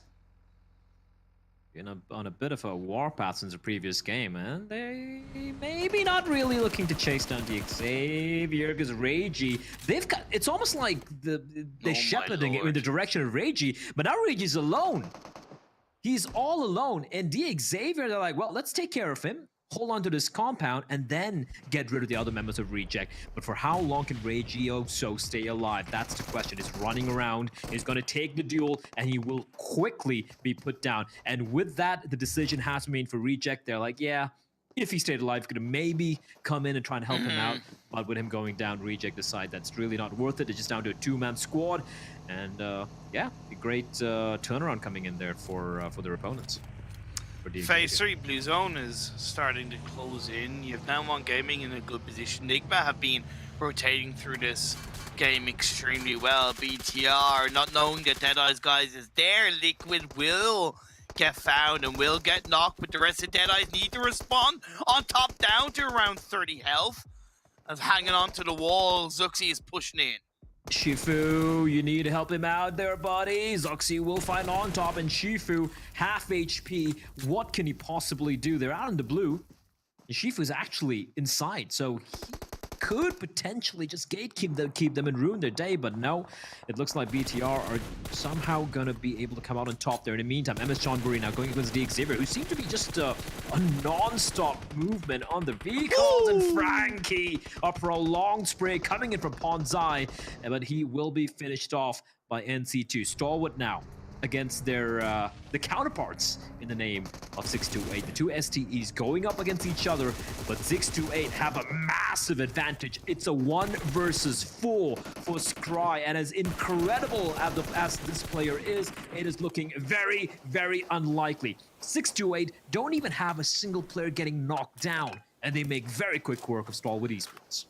Why is it that I think this Miramar game is kind of weird? We're seeing a lot of scrappy plays. 6 teams have one player left. That is kind of unusual for Miramar. I know that sometimes, again, based on the playing paths, that some teams can kind of get caught out and lose 1 or 2 players to begin with, but having 6 teams in Miramar with 1 player left is just so rare. I've never seen that. I've never seen that. And 6 teams with all 4 players left live. Yes. So if you look at the number of players, number of teams alive, it's 15. You're like, oh, 15 alive. Then you're like, wait a minute, why is there only 40 players left alive Exactly. in the map? Exactly. It is, yeah, I think it's a bit unprecedented. Shifu? Oh, buddy, you don't want to go up against 628. Yeah, he's good. He's good. They're going the wrong direction. And Shifu is going to stay alive for a while more. Meanwhile, Infinity, the 4-man squad, looking to finish off Genesis. Dogma, Nickel, all the nade is going to force him out of the vehicle. It's looking rough here. And Newsy, is he calling for backup though? No one. He has a couple of teammates nearby, but no one seems to be moving his direction. The second nade will find its mark. Nice. So down to just 45 points of health. I'm just guessing here, but it's looking close to 45. A third nade down to just 15, but he patches himself up and is back to full HP once more. BTR go down, Reject go down, so 2 teams that had solo players have been followed by a third in the form of Genesis Dogman. Now the Infinity need to focus on being inside the circle now. However, and this is what I love about the Infinity and how they pull off these kind of rotations and these kind of controlling positions. Gotuni, already inside the circle. He's the anchor point. He's like, yeah, guys, you worry about what's going on behind. I'll stay inside the circle. I'll hold down the fort. FaZe, they have a beautiful spread. I would argue it's a little bit too heavily split. I don't really like how far away Tony K is from the rest of the team. I like how Venturis and MR5 are close by with Corby covering the north. But Tony K is the one, to me, that's massively at risk. MR5 with a big zoom banger. Chungus of a weapon. It is a massive chungus of a weapon. It's a green, big ass chungus. It's dealing pain. And MS Chonburi. The really cool thing about MS Chonburi right now, even though they've lost a member, even though Ponzai has been knocked down, 7 eliminations leading the pack. And if they can get the res on the Ponzai, you know, 3-man squad, still very, very solid. And considering they scraped into the Super Weekend, I mean like scraped into the Super Weekend, it is a good kind of vote of confidence on how they recognize that, hey, look, you know, we may struggle in Super Weekend, but in the league play, but the Super Weekend is where we come out on top. Now, they have lost 3 of their players, so it's just NC2 that's left standing. The circle is centered. FaZe now have a 2-2 split, which is much better to play with Venturis and Tony K a little bit deeper into the circle. They have to think about teams around them, though. We're at the stage of the game where focusing on kind of one small section to control is much better than trying to control a bigger section and losing 1 or 2 players. 4 rivals should be their next focus on taking out on the edge of the circle. Maybe Nova, but either way, FaZe, they gather themselves up together. And now it's their time to fight. I love how everyone are kind of grouped up, and Infinity are like, YOLO, YOLO, I'll go YOLO there. Like, everyone just spreads it, and they don't seem to care. I love it. There you go. Grabbers will also fall, and with that, one by one, the teams who just had 1 member alive, they're getting eliminated. The Xavier, Cryptics, Dead Eyes Guys, Genesis Dogma, BTR, everyone's out. MS Chonburi still alive. Nope. NC2 out in the distance, and yeah, never mind. I'm sorry. It's okay. It's okay. You cursed them. I hope they won't be too mad at you. It is what it is. They still had a damn good game. 7 eliminations, cannot argue with that one. FaZe has 1 player knocked down. Infinity are encroaching on their space in the underside of the hill down on the southwest side. 4 rivals are in the circle, but they're under a lot of pressure. Nova have found a bit of an entry point in, but on the western edge of the circle, Enigma and Rico. Enigma and Rico on the eastern side. Infinity going up against Nova. Nova, this is... they need to have a couple of big games here. They are not out of danger. There's a very real possibility they might not be making it to the league final. So they need to be very, very careful. But they're getting third party out in distance. This slope is not comfortable for them. And Infinity, are they going to push on ahead? The res should be taking place. And going back to the fight you did allude to just before we switched over to the Nova fight. Enigma Galaxy just harassing their MENA counterparts in the form of Rico Infinity. Prestigo, he's kind of low, he's going to patch himself up, but a well-placed nade could kind of ruin his day. And unfortunately for Rico Infinity, look at SK Ton, Fidan, and Prestigo all separated, all in 3 different buildings. it's not a comfortable spot to be in.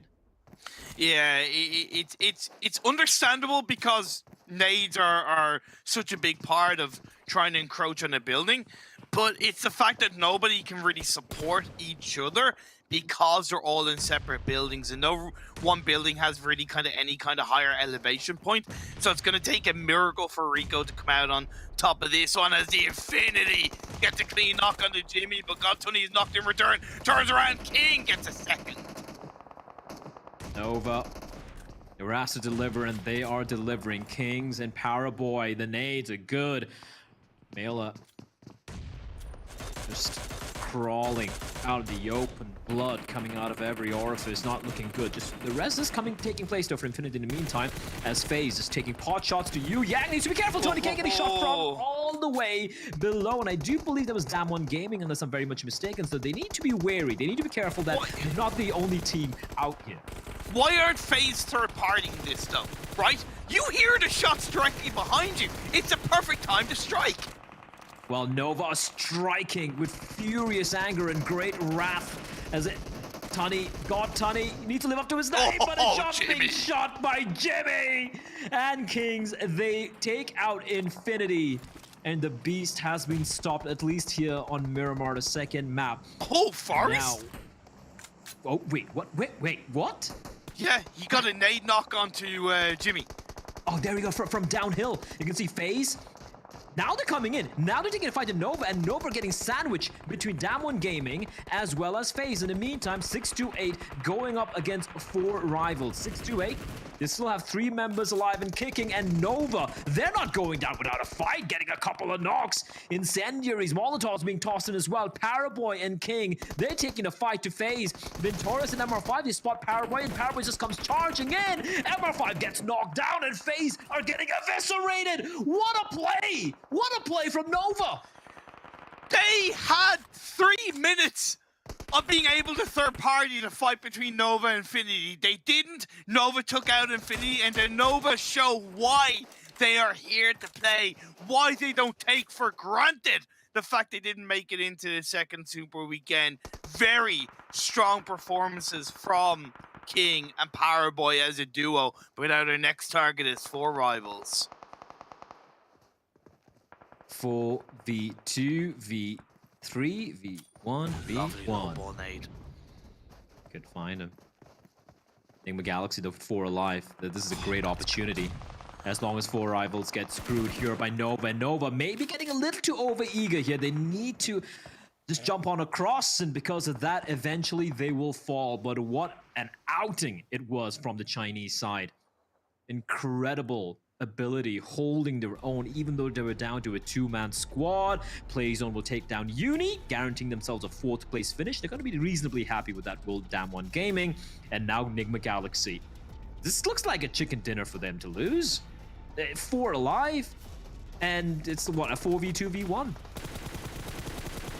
Possibly make that 4v2. That's going to be the case as down goes 628 in 3rd place, but the 4 rivals duo are going to have to work wonders in this one. Rithal and Pemberut, they can deliver. We've seen that. If they can somehow... Oh, never mind. It's looking unlikely. There you have Enigma Galaxy. The moment they realize that they have a massive upper hand, they waste no time. And a very well-deserved chicken dinner coming in from Enigma Galaxy. They didn't play this one very quiet either, Imperium, right? They weren't like super hyper-aggressive, but they took the fights they wanted to take. When they saw a couple of players, you know, out in the open where they knew they could get an easy elimination, they went for it. And they kept everyone alive at the end. Although Nova kind of almost stole the show with that incredible showing at the very end there, Enigma Galaxy deserved chicken dinner. Yeah, big result from Enigma Galaxy in my eyes. They were confident how they held on to the west. They swept in on the edge of the circle. They moved in through the kind of west and southwest, and then they were just really methodical how they played. They dealt with Cryptics, they dealt with Rico, they dealt with the last player BTR. Every single challenge they came up across, they won, and then in the end, they waited out, they third-partied onto Nova, wiped them out, and then it was just them going up against 4 rivals. And I love the fact how, like, you alluded to 4 rivals possibly, like, being able to put in the work. Let's not forget, 4 rivals, they've yet to win a chicken dinner in the PMGC. Oh my god, yes. You're right. Oh, you're right. Yeah. They're gonna get it. You know what? I'm gonna put it out there. They're gonna win a chicken dinner this Super Weekend. The famine will come to an end. I feel it. I feel it. They're looking good. They're looking solid. You know, sometimes it just doesn't quite pan out their way. You know, and it does. It do be like that at times. As I would say. But yeah, Enigma Galaxy, very well deserved chicken dinner. They played that so very well. FaZe, I think they had a great opportunity, but I'm still so trying badly missed. Nah, I'm still trying to pick up my jaw off the floor. I got nothing to add to that at all. What I want to talk about is Bleh saying that 4 rivals will for sure get a win here in the Super Weekend. Now, gentlemen, I'm trying to confirm if he's willing to make a bet on that or not. But knowing him, he probably will back out. So maybe we'll have to talk about Nova here and ask, are they back to get 8 eliminations, 14 points in general? He did say no. I can't say the entire thing that he said, but he said no. So he's not willing to make a bet on it. So clearly he's not really a 4 rivals fan, Bleh. Anyways, let's move on. Enigma Galaxy, 30 points. That's a big win for them. And again, a big win for a team that has been a little bit lackluster since that first week in league play. Well, I mean, gone are the days, right, where Enigma Galaxy had that really unfortunate, I think, weekly final performance where it was like, oh, they look so hot. Oh, not so much right now. This is definitely a lot better for them. And likewise, in some of the weeks leading up to this as well, we've seen some good performances from them overall. So very happy to see this come in here, especially considering the way that they were able to control the west side of this circle. They didn't have many threats against them. Rico Infinity was the major one that they took out on this high ground quite patiently, I will say. Ooh. Whoa, Tarzan. I'm here now. Whoa. I'm sorry. Okay, good. I don't think you can do it anymore. I think it's ruined now, Claris. I think that entire thing that you've been doing for a year of time now is just out the window. It's gone. It's forever gone. Just because someone else so had used to filling. try to do it. I'm sorry. Well, Lord, 8 eliminations, putting up some big plays here. Again, the 1,000 damage as we heard before as well. And again, it's nice to see that we can see these players from Enigma Galaxy step up. I feel like we haven't really had someone do that in the roster in quite a while, though I could obviously be mistaken. We've had a lot of matches these last 3 weeks. But at least to, able to show that there are players in this team who can have these really big stand-up performances. And to be fair, I think the entire team really did. Yes, and to be fair, a lot of momentum coming from the early skirmish as well. Like, they know there are certain teams who like going for these car spawns and just go to the drop store, and Cryptic's one of them. And Enigma Galaxy, being from the same region, playing against them for many, many games through their respective PMPL, knows how to punish that. And they just took that momentum, and hopefully that will be what they need to have another good Super Weekend. But it's not just the western side that we have some change of dynamics, guys, right? We talked about that northeast. 3 teams went over there when the side of Team Secrets not in the lobby. So also DXavier happily taking away El Arza, not having a TJP in the lobby as well. So a bit of a change dynamics between teams from that eastern side.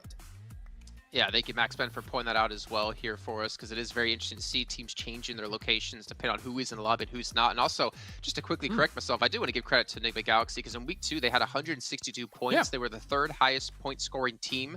So they've had that kind of bounce back in the same aspect that Infinity had from week 1 of league play, where they bounced back into Super Weekends. And Enigma Galaxy had a fantastic week of league play, and then a very disappointing first week of Super Weekend. But again, our treasure box is still going on, you guys. You can be watching and earning rewards in the Esports Center or over here on YouTube. You can click down below the stream. There's a rewards button to help you get some more tokens to unlock some permanent items. And not to mention, this ends on the 21st. We start the 22nd. We got even more items for you guys to win. So as long as you're watching between the 22nd through the 10th of January, you get some more points that you can use to unlock even more items and even some special rewards. Kalaris, if you could choose a reward here, which one would it be? It's the AUG, of course, because it's a laser gun and that is a nice color palette. I actually bought some shoes in black and gold recently because it's the right color palette to pick. Is that gold? It's kind of a yellow. I'll go. Yeah, well, we're close enough, Jason. You have more shoes than I think I have anything in my life. Maybe you probably have more shoes than I have money. I have a lot of shoes. I have more shoes than my lady friend as well, and she's very annoyed about that. So yeah. Okay, well, Tarzan, tell us something that you collect that we didn't know about. Wow, wow, that's sad. Like, that just makes me feel like I don't collect anything. Like, I don't Strange know. Carrots. But to be fair, I'm pretty. I love shoes as well. I feel like I have this weak spot when it comes to bags, especially handles. Is that what they're called? I don't know. Just bags, right? Bags like backpacks. So yeah, like I've stopped recently. I don't think I've ever heard that word used before in my life. Jason. Handle? What's up? What do you collect, Jason? Hold. I used to collect like old coins. Oh. Like whenever I would get coins, I would look through them and find like really old ones. Mm. I also collect a lot of dust at home because I'm never here to clean it. That's true. And that's probably about it, actually. Now that I think about it, I don't really collect much stuff. It's a little bit sad, but you guys maybe could tell us what you collect at home in Twitch or in chat, obviously, and also you can tell us your favorite team to make their way. Can your favorite team make their way to the finals? So I guess it's a yes or no question. Pretty self-explanatory answer there. But we're gonna head to a break. When we come back, we do have our third map of the day ready to go. For this flame path, we're going from Primals all the way up to just between. Hang on a minute. I don't think carpooling is a thing in PMGC. Oh! To the side, get to the tree. That's your cover. Get over here! And get your teammate involved. I don't know. I feel like this is a painful situation if you're Satar. Let's see if he has any tricks up his sleeve. This guy's got the moves. He's got the moves, got the PMGC outfit. He looks clean. He's right up at the top of the car. I'm gonna need backup. Who's gonna go in now? Magic Man himself, Satar. But in comes another player. Whoa! To try and what for, and this time, oh, he's got a gun. Okay, yeah, there's not a lot you can do. I mean, dodging cars is one thing.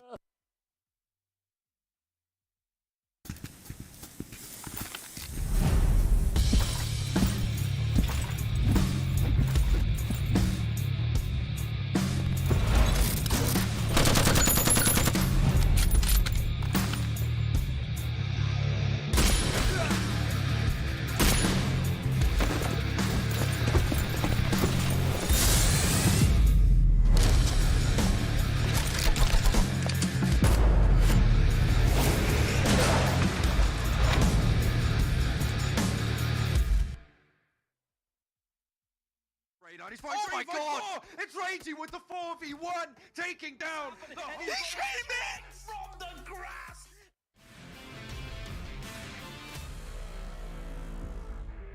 Crawling his way up top, Zoxy's gonna find the line on him. And Song, he's just waiting. He's just waiting for MSC. Oh, he spots Zoxy! Oh, he's just waiting for them to eliminate each other. And he's finally gonna strike the moment. Zoxy gets a knock. Zoxy's found it. And now it is all on Song to make this happen. And he came in from the grass. And Song steals the chicken dinner away from everyone. Wait for Stalwart and FaZe to somewhat engage on each other. They get in that vehicle and they wrap around the underside. It could work out. The one thing that's going to stop them is Beer 11, who's flanked on the outside. Allow action to stay alive. That's the next one is a Molotov, and Oh, it's that's spreading. perfect. Oh, top! He can't even drop and roll. He can jump into the water, but that's not going to quite pan out for him. Tries to stymie the flow of Bigatron players as they move forwards. Gets a cheeky little angle as Lapis goes down. I mean, for Yuhai, he has been the one leading this charge at the moment. Zuxi finds Divine, and now it's just a matter of time before the rest of Reject do fall. I think BTR realised they need to do something quickly, but it's Reiji Osio to find the double. The man of the hour, he's found one, he's found two on the spray down. He's Oh my god! It's Reiji with the 4v1, taking down the whole of Bigatron. He strikes back. And 3 players fall. Your dream might be denied. Bamboo is low. Jumper has the nade. It's looking good. A good cook. Oh, just needs to go a little bit longer. Finds on the back and Bamboo falls. Team Secret wrested away from the high ground control. But they are in the most uncomfortable spot amongst the 3. How many times have Nigma been put down to like 1 or 2 players and they're still up as a full squad? I know it's impossible for the likes of Infinity or DRS to push on them, but that's incredible resilience.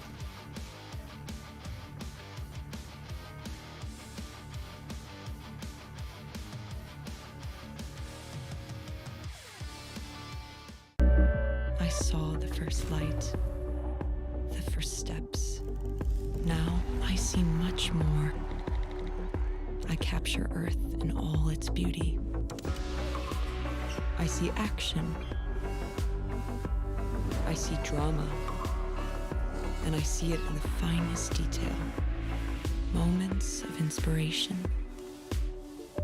And the first steps. I am the 1+9.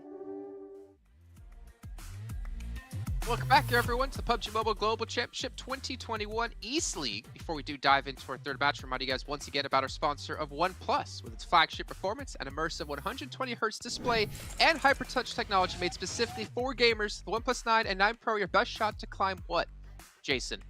The leaderboards. Good job, Jason. You nailed that one perfectly. All right, so gentlemen, we're going to be headed into Erangel here momentarily. We've got to see Enigma Galaxy have a very good first match for them on match 2. I guess technically it wasn't their first match, but their first good match, at least of today. And we obviously had Infinity, where Jason Kaplan himself predicted them to win and was correct. Tarzan 0 for 2 today, Clara 0 for 2. Actually, Clara, I'm going to give you -1 for 2 because your pick of FaZe Clan in match 1 did not work out at all. I think it was FaZe Clan. It was Nova, even worse. Not at all. But Erangel coming up next year. And again, I think we need to really be focusing on, Deadeye's got our Bigatron, FaZe Clan, Xavier, Damwon. We also need to pay attention to TJB and how they're starting to slip down the leaderboards here. I believe Cryptic's probably on track to pass them within the day since they started off just 10 points behind them. But that's what it's about, right? Yeah. It's about seeing which teams are going to pass who and potentially which teams will fall where. The leaderboards, Jace. Oh, wait, you didn't ask that. Yeah, I mean, I was really hoping... what time it is right now, Kalaris? It's, I don't know. No, let me talk about Cryptics here for a moment. I was hoping that they were going to do something on Miramar. Of course, they do want the points. They need the points, but I don't know what went awry there for them, so I do sincerely apologize, Jason, for my second bad prediction of the day. Okay, well, apology accepted. But you know what time it is right now, Kalaris? What the leaderboards? Ooh. Yes. Yes! Oh! Just gonna sit here quietly and wait for it to come up. Wait, production just said no! So technically, you'll be right. You can't say no, production. I also heard production is sending us ice cream, so we should expect our delivery here. I heard that. And some cake. We're gonna get another no. Yes. And maybe some tea, because I heard tea and cake is a good way to start the day. And to be honest, it is a very important part of a healthy, balanced diet. But let's move on from this one. Damwon, Kalaris, you wanted to talk about them at the start of the day. Yeah. I'm going to give you the floor now to talk about Thank you. That's very kind, considering everything I've said today has been useless. We have got, of course, Damwon, Kia here in the position that they're in right now. Obviously, they were previously, as coming into this very start of the day, 19th position. They need a lot of points to be able to push them up. However, I think both me and Tarzan have seen development in them quite significantly. This last league play that they came in, there was 3 decent podium finishes with 10 kills apiece. And though that is not the Damwon that we saw coming in at the start of the tournament. So I think they have adapted. And I am hopeful that our South Korean representatives here can push up the leaderboards. What do you think, Tarzan? Absolutely. Like, when you look at the mini-map as well, you look at the time of them rotating in phase 1, there is a significant improvement. I'm just not... Okay, it's not always good if you're quick, but they were quite prepared, like the way that they were rotating in. And if you just look at mid-game sometimes on that bottom right with that point table, they were that team that constantly gets some eliminations before we hit maybe the 15-16 minute mark. So they were making something work with the changes in the early game, and God forbid, like we wish more teams do something like that to really fix something, test more things. They were bold with those, and it worked out. I don't know how I feel about that necessarily being bold, in the sense of I'm trying to think of their eliminations over the course of the last 3 weeks, and there's really not many matches that ever stand out. They had the one victory with Sung just being the last player left alive, winning a 1v2 when no one was looking at him. Yeah.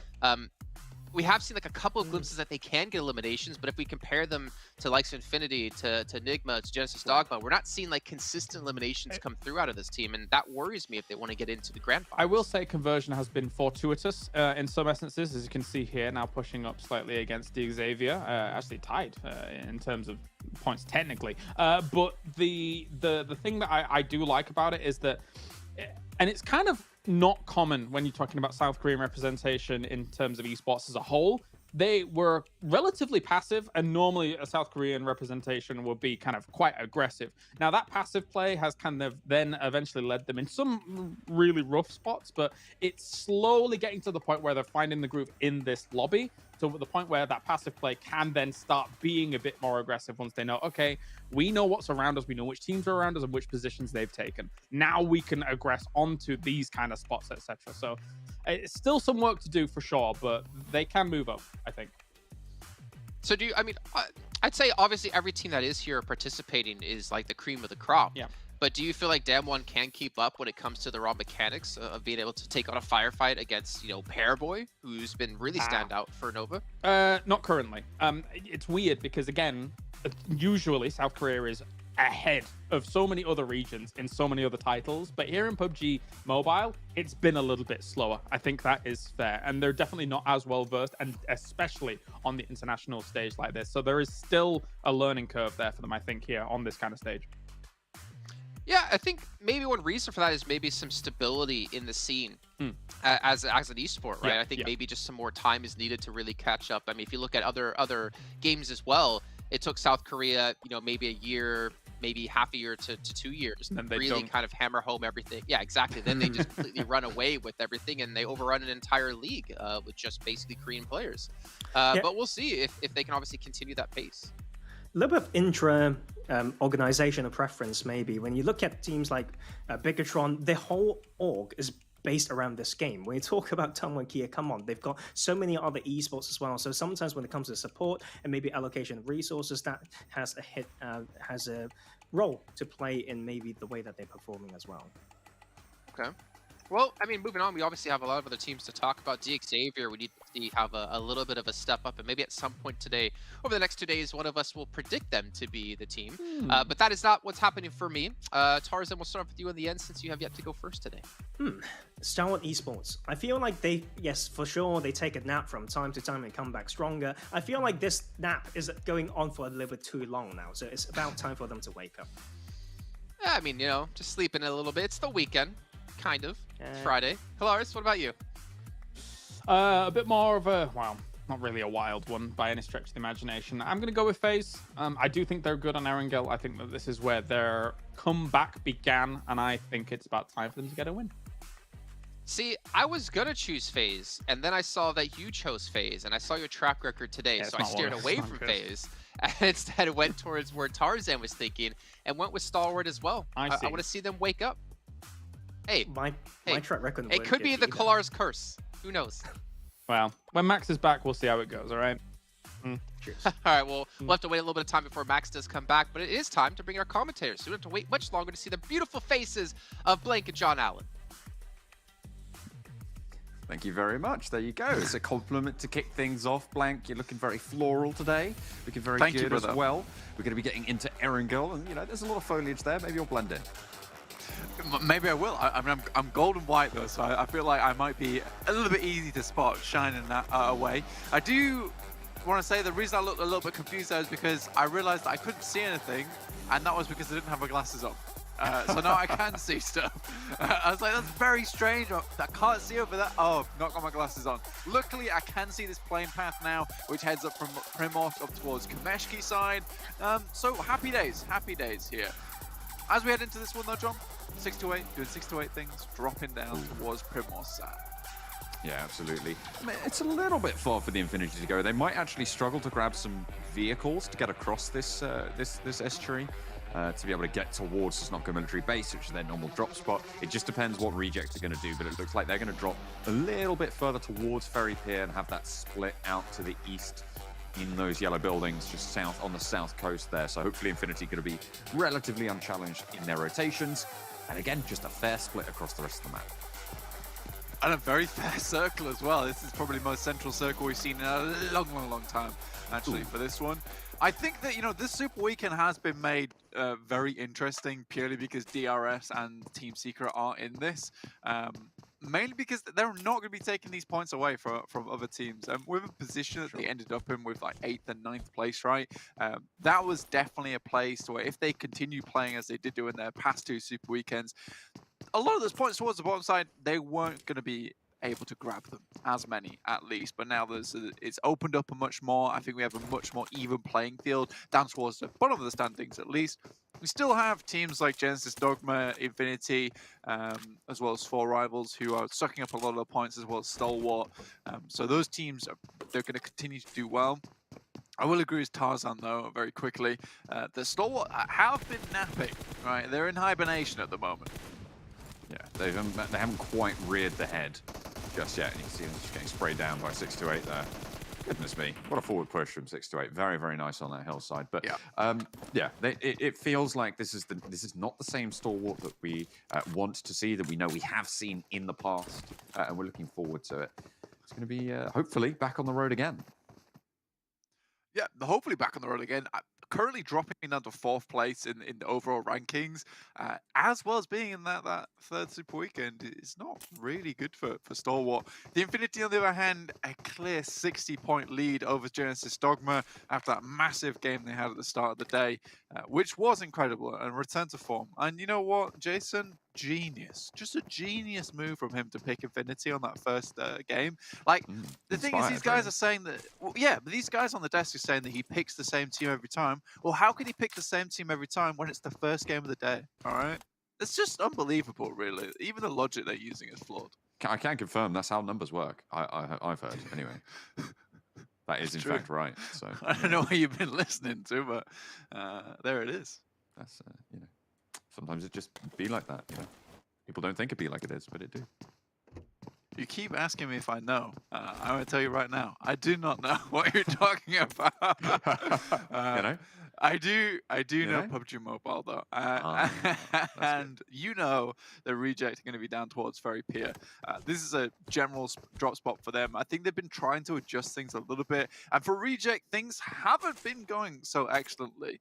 I think they're one of the few teams other than Cryptics, Rico Infinity, and Reject. Well, in fact, other than just Rico Infinity and Cryptics, who have 3 Super Weekends and yet are in that bottom 10, right? It's a little bit awkward for them. Being in that 10th spot, though, is not so bad. They're still trying to pull up those numbers, but I do feel like there's a lot more juice in this team that can be ringed out this tournament, right? I don't think they're done yet. They are about 8 points away from that 200-point threshold, where we're saying that, yeah, you should be safe-ish at that point in time. And they will most likely jump DRS as well as Team Secret as this Super Weekend continues. Yeah, it looks fairly likely that that is on the cards for them, and that they are fairly safe. And speaking of, you know, where that point bubble is most likely going to fall, I feel like Tongjabao, I mean, a lot of people are sort of saying, you know, it's almost confirmed that they're not going through. But I feel like it is actually very much on the wire for them. It's likely, sure, that a lot of teams are going to jump up over them, given the number of games that we've still yet to play. But they're still sat in 12th right now, right? They're still sat in 12th place, which means that they need 4 teams, or even 5 teams, to jump up on over them to be able to knock them out, right? So it needs 5 teams to make up that points difference, which actually adds up to quite a lot of points going down towards the bottom of the table. So it's you know, it's definitely volatile down there. I would say so, 100%.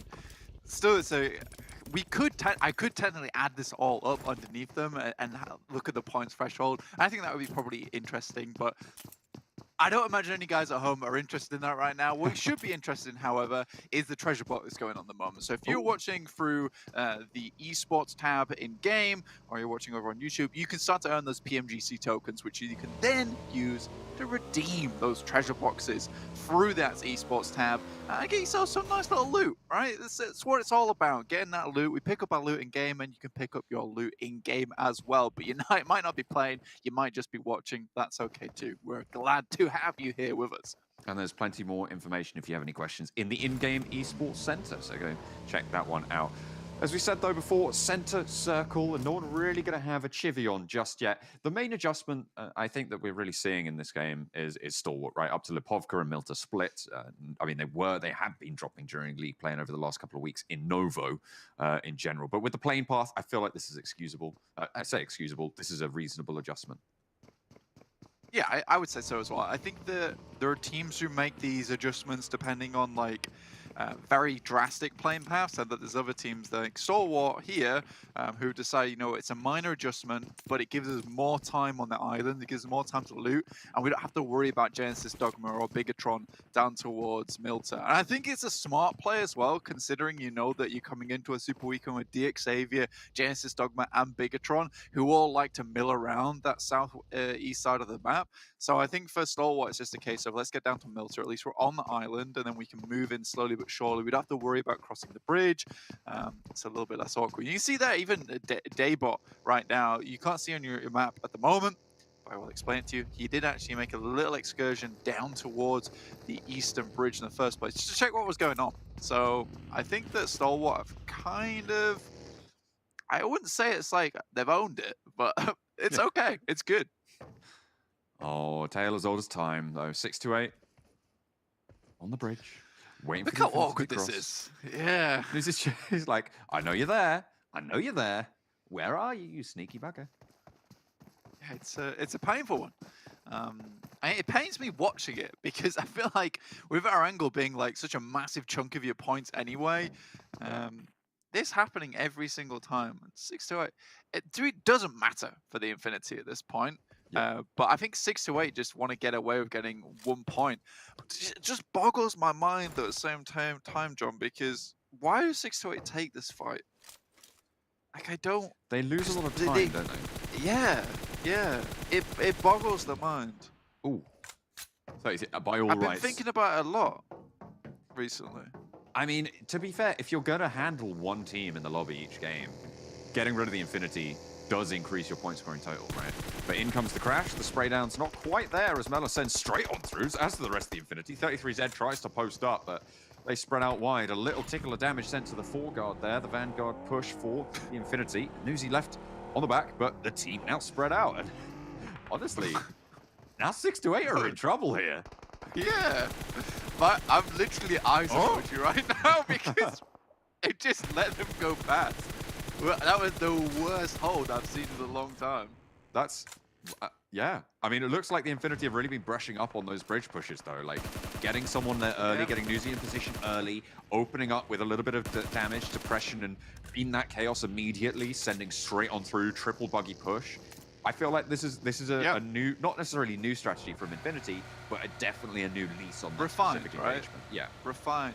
And I think that one of the best parts of that is that you said the triple buggy push, but it's like it's a staggered push as well. So they've got one goes out, then one a little bit later, and then one after that, and it means they can't all focus on just one singular unit, one singular convoy. So really well done. I mean, you hit the nail on the head there, John. But still, it really boggles my mind. I want 6-8 to stop doing this because it's not going to benefit them in the finals because Infinity will be there. In general, I feel like it's more worth it to go to a compound that you know that Infinity are looking to rotate through or past to try and grab one of their players there at this stage. Because as we highlighted earlier, right, like they have lost so much time moving forwards. They're now behind everybody else. They've let Reject get ahead. They're behind Nova. They're behind Enigma Galaxy all the way in Pachinki as well. There's not a lot of time for them. And there's also something to be said of waiting to use this strategy until finals and maybe posting up here and there, but doing it every single game for 6-8 has allowed this to happen. And funnily enough, it's like you are encouraging growth within a team. Because you're like, well, if we want to get past the bridge, we need to get better at bridge crossings. And the Infinity now have it pretty much down to a pat. So if 6-8 ever want to do this in the finals, it's probably not going to work out anymore. Ooh. They are being hounded right now as well. Infinity, they finally managed to win this bridge fight, and they are out for blood. They've paid the price too many times to let this one lie. Newsy over the top, Logan as well, and trapped in the L-bend there in the corner. They're just being burnt from one end, and they're being smoked out into danger all around. One player now standing, just Sunan, and that nade should do the trick. One spray down, but it's going to be all too easy nade to put the final nail in the coffin for 6-8, and they'll be thinking twice about going for that bridge camp again. Yeah, I mean, Sunan was choking on smokes and grenades at the end there, so I don't think he was long for this world regardless of what happened. Let's take a quick look at the circle. Oh, yes, thank you very much, observers. Sends us over to Pachinki. This is where a lot of the action has been occurring, actually. You've got Enigma Galaxy, Reject on the western side. You got Nova playing a four-man, well, a 2-2 split at the moment between either side of the northwest of Pachinki. But there's a lot of players around here. Now, I don't think it's 100% certain to drop down towards Pachinki, John, but there's I think probably at least half of the players in the lobby down towards the southeast side. So if we get a northwest circle and FaZe can continue to hold on to Everest, they've done it before and they've done it fairly nicely before. It could be a good game for FaZe. Hopefully. Well, I mean, James is certainly hoping so. Predicting them on the desk. It's fair enough. Stalwart They're rooting for them as well. Potato Hill taken. Next circle about to pop flank. We'll see where that's going to shift us. It will be really important because, you know, we'll either have a very scrappy game up towards the northwest, or we'll have... oh, there we go. Yeah, there's your scrappy game for you. And I like this from FaZe, though, because they've got a 2-2 split on top of the mountain on Everest, as well as the beautiful compound just down towards the southeast of it. So they're holding multiple positions, ready for anything. I would say that moving down to that compound now, if you're the guys on top of Everest, might be a wise idea, considering you've got Cryptics as well as MS Chumbury vying for position on Everest. Just leave them to it. Take something safer in this situation. Xavier moving across, trying to cover ground, and actually fairly successfully. Through a very treacherous part of the map as well. I feel like there might be a little bit of a traffic jam here in Ruins, though, Blank. I mean, Denmark Gaming just moved up to this line. With Denmark Gaming heading into this area, again, there's a load of trees around here, so there is ability to kind of go unnoticed with the ruins that are available as well. There's a lot of sneaky areas. It's the getting in which is the difficult part. I like Stalwart's rotation here, heading all the way up to the north side of Rozhok, and they're going to come in towards Box Compound. They will encounter Rico Infinity Team on the way. Genesis Dogma, not having the best of days today. I think their fight between them and FaZe was phenomenal earlier on in Erangel, where it was basically Sitar and Daybot. So, you know, you still have those glimmers of ridiculous excellence from this team. But again, just the point scoring hasn't been up there. I think that Erangel is definitely their place to do it. I'm just a bit curious of what's going on. Bigatron moving into a compound held by two of the Reject players right now. There's a little bit of a split for Reject, and they can come for the regroup, and in fact they will. The first knock goes their way. Luxy on the ridge line. Actually not managed to get their first knock, sorry. I thought that was going down, but there we go. Only Zuxi to fall. Reiji still alive.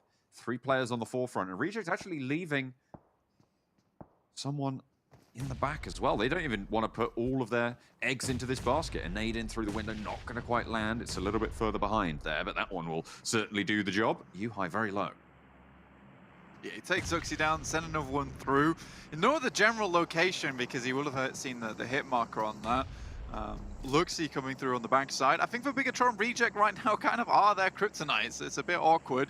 It's a nice Molotov from Yuhai Boy, which opens things up, and with Luxy trying to go for that flank on the right-hand side, you can see him there. There might be a possibility. I think it's now down to Duello and Divine, and Sara really needs to get his butt over here because things are not going well. They need to regroup. Sara actually now into the fray, but Yuhai spotted it. What a switch up there. As the nade from Luxy as well, just pushing onto that tree. 2 players from Reject now standing in this compound. 3 alive for Bigatron. As Luxy moves forward around the side of the hay bales. Takes a little bit of damage, and there's another player up for the fight, but not going to be able to make it happen. Only a sliver of HP, and Divine's on the swivel as well. Spraying in through the window, but finally gets dispatched there. As the spray around the side, not going to quite land for him. Yuhai gets the final deal, and will be able to trump it on out against Reject. That was a great deal as well. No handshakes involved, though, because all of your poor guys on Reject were eliminated in that situation. I think now this really is a FaZe game. Rico Infinity are looking to pass by their compound and perhaps move into it, in fact. But they're being cautious about it. I think for FaZe, though, they are so good when it comes to holding circles that they own. They're very patient, I'd say. They never push anything that they don't have to, and more a case it's kind of that rising tide that slowly but surely will become a monstrous force towards the end of the game. And I like that from FaZe. I think that there is a lot of teams that try to go for flashy plays, but FaZe is more just along the lines of let's make it happen even if it takes a while. Stalwart's long sling rotation. Moves up to the top of Everest against MS Chonburi. 2 of them get sat down, but Scry's in for the long haul there. Pika now lost standing, though, as backup comes through. 2 players standing now for MS Chonburi. And the regroup for Stalwart. Jasper coming on in. This is a good movement from MS Chonburi. The question is, how fast can Stalwart get back together? How fast can those pieces be picked up? And it looks like MS Chonburi gonna save one of their players there. Top getting healed on out. Scry gonna get naded out here. They know these positions with the regroup from Jasper. That position was spotted out, and the nade is good and long, and it will find the damage. Damn, that's so sad. They're actually getting the res through onto action.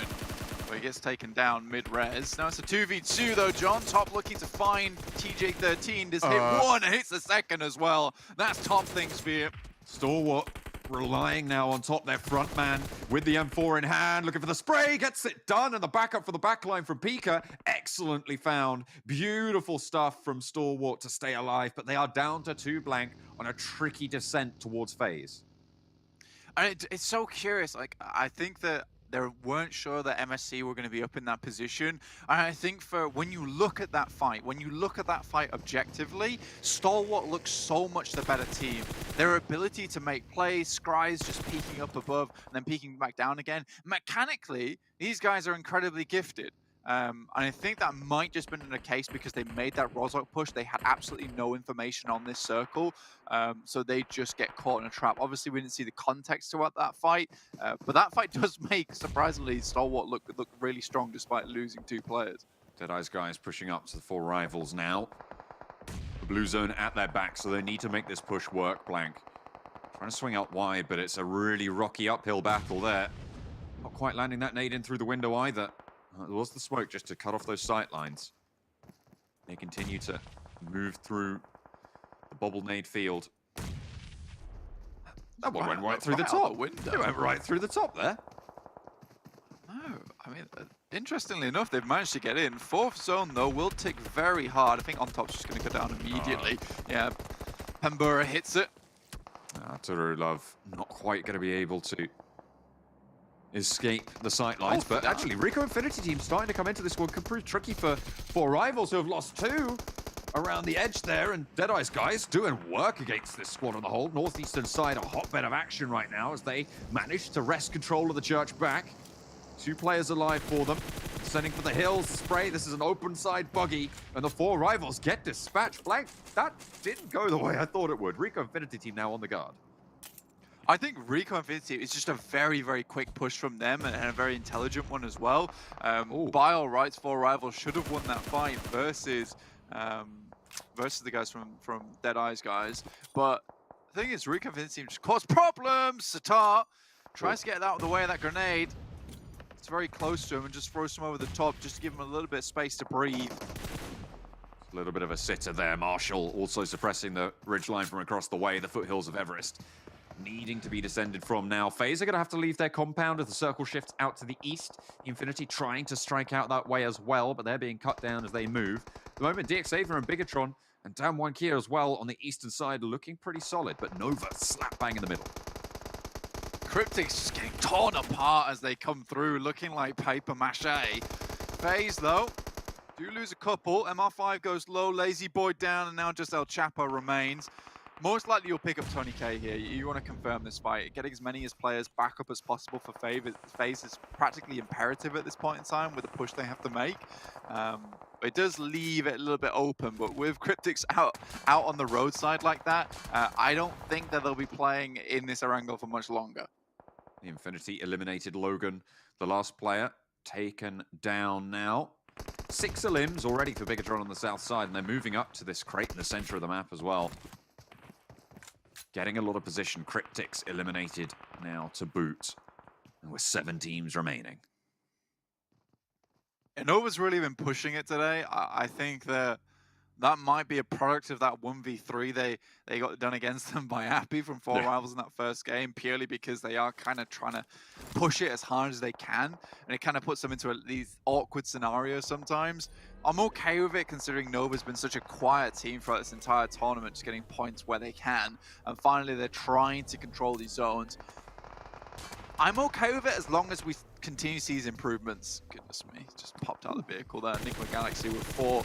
There's an awkward push now, like I said, for FaZe to get down from there. Everyone's looking at your position, but you got to be careful if you're Enigma taking these open fights.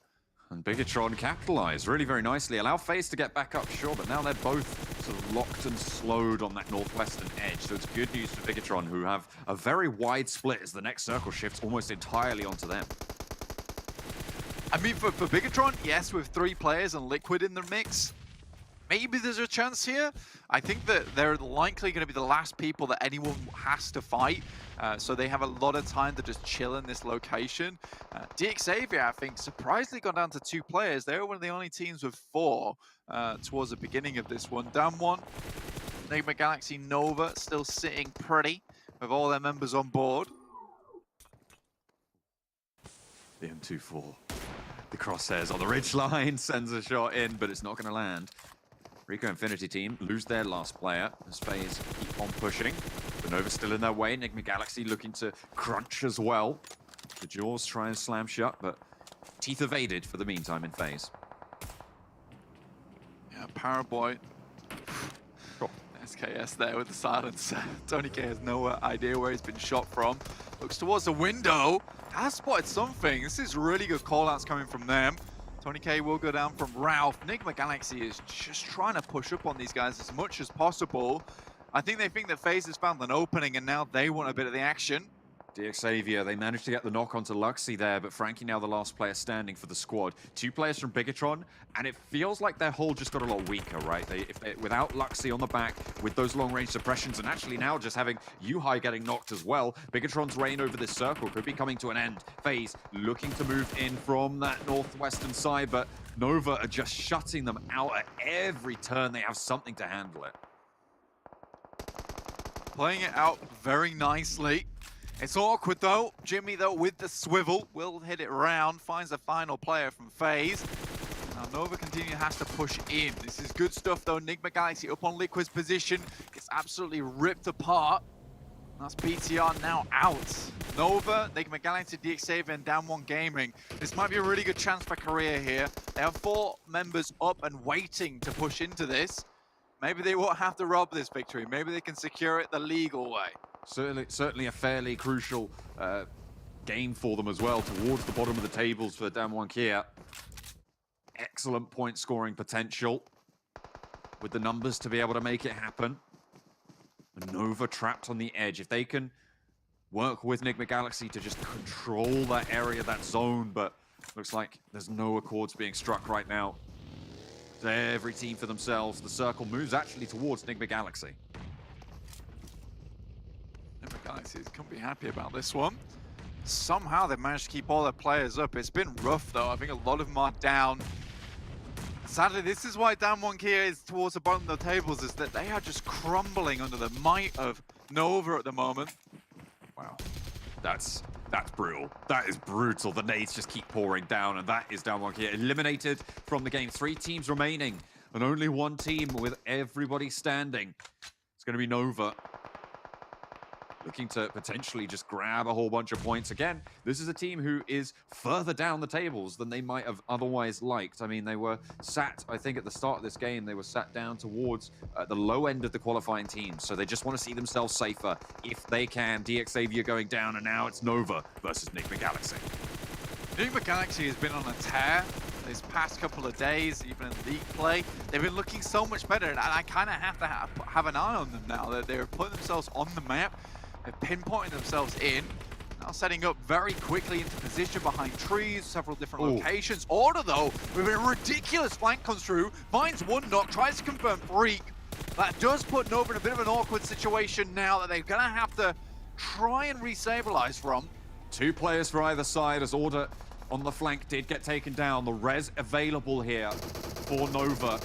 Not looking like it's available though on the flip side for Enigma Galaxy, so it's going to be a 3 versus 2, but make that 1 as Ralph now last up to bat finds King around the side. Plenty of HP, but his helmet's low as well. Drops for the shot, but the spray from Paraboy on the iron sights pays the iron price. Nova take the chicken dinner. I think that is actually one thing. The Paraboy's has been rocking the iron sights on AKM all game. Like, what is happening? The one that makes me really happy though, John, is that Paraboy is performing. When I first heard about this guy way back when, it was like he was hyped up to be the biggest thing. I watched him in PAL, he looked pretty damn good, and then you watch him in PMGC, and I was like, well, you know, he's not the greatest in the world. I feel like a lot of his other teammates are doing a lot of the work. Comes into this PMGC with his fires just re-burning at the highest temperature. I am so impressed by Paraboy. And it's nice to see the face, you know, and the name lives up to the skill in game. Absolutely. I mean, it's phenomenal as well because he's been part of the conversation basically since the first, like, when PMCO was being launched, right? I remember him topping the tables in Berlin. Everybody started adding boy to the end of their name because he was doing so well. Like, it was actually incredible. And the fact that he's still going at the top of the game for so long now, I think is phenomenal. The guy's a nutter. Yeah, absolutely. It's a strong game as well, coming through from Nova. They'll get a fair few points on the cards for themselves.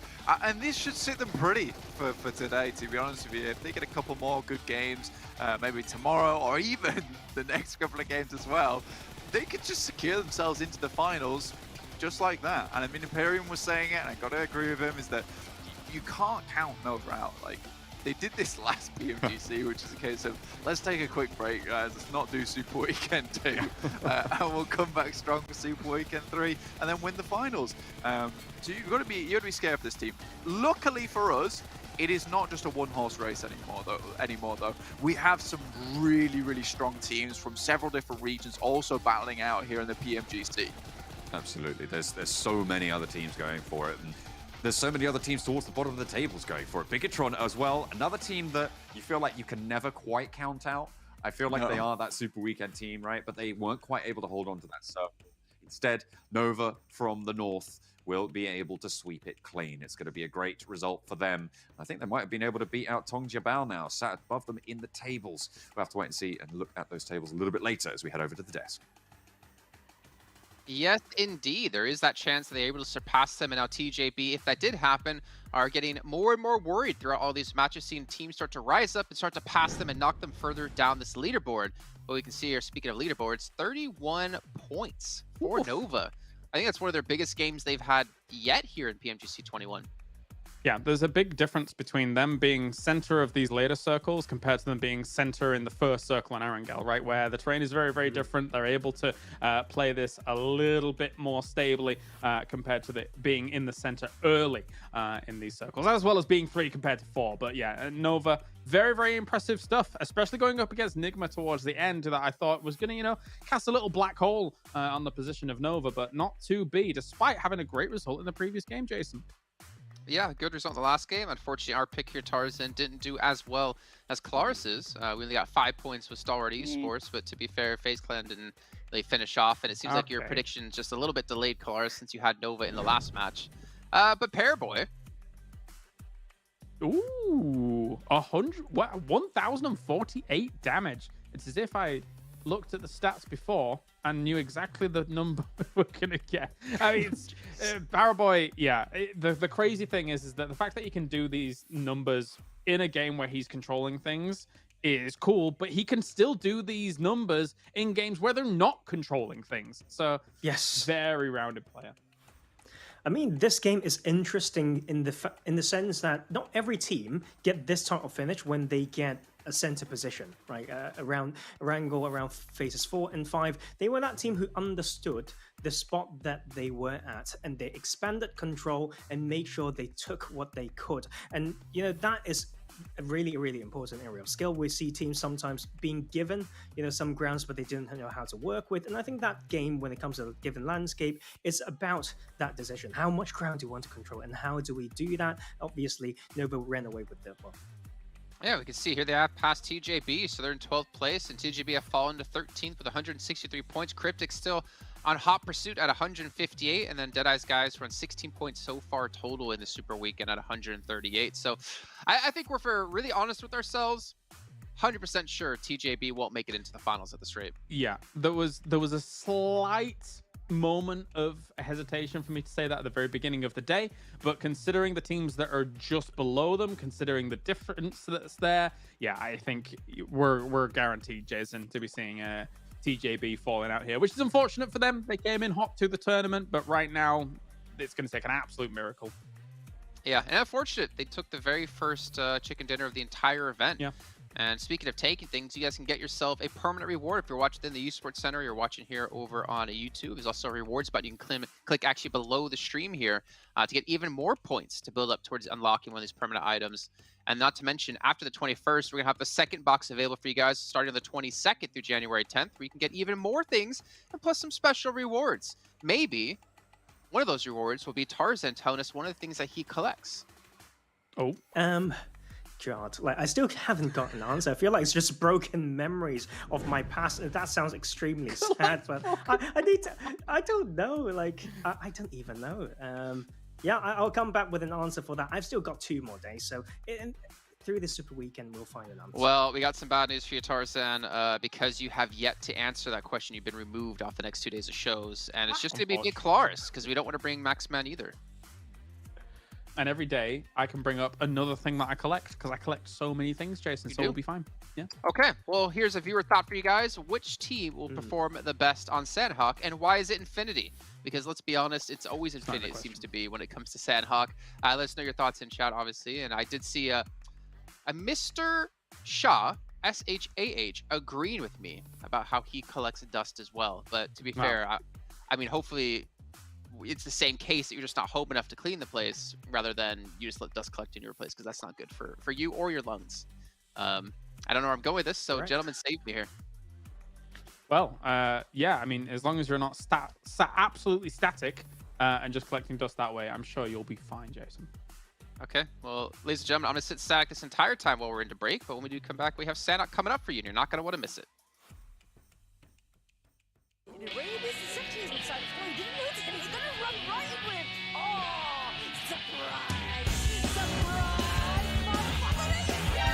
NANI?!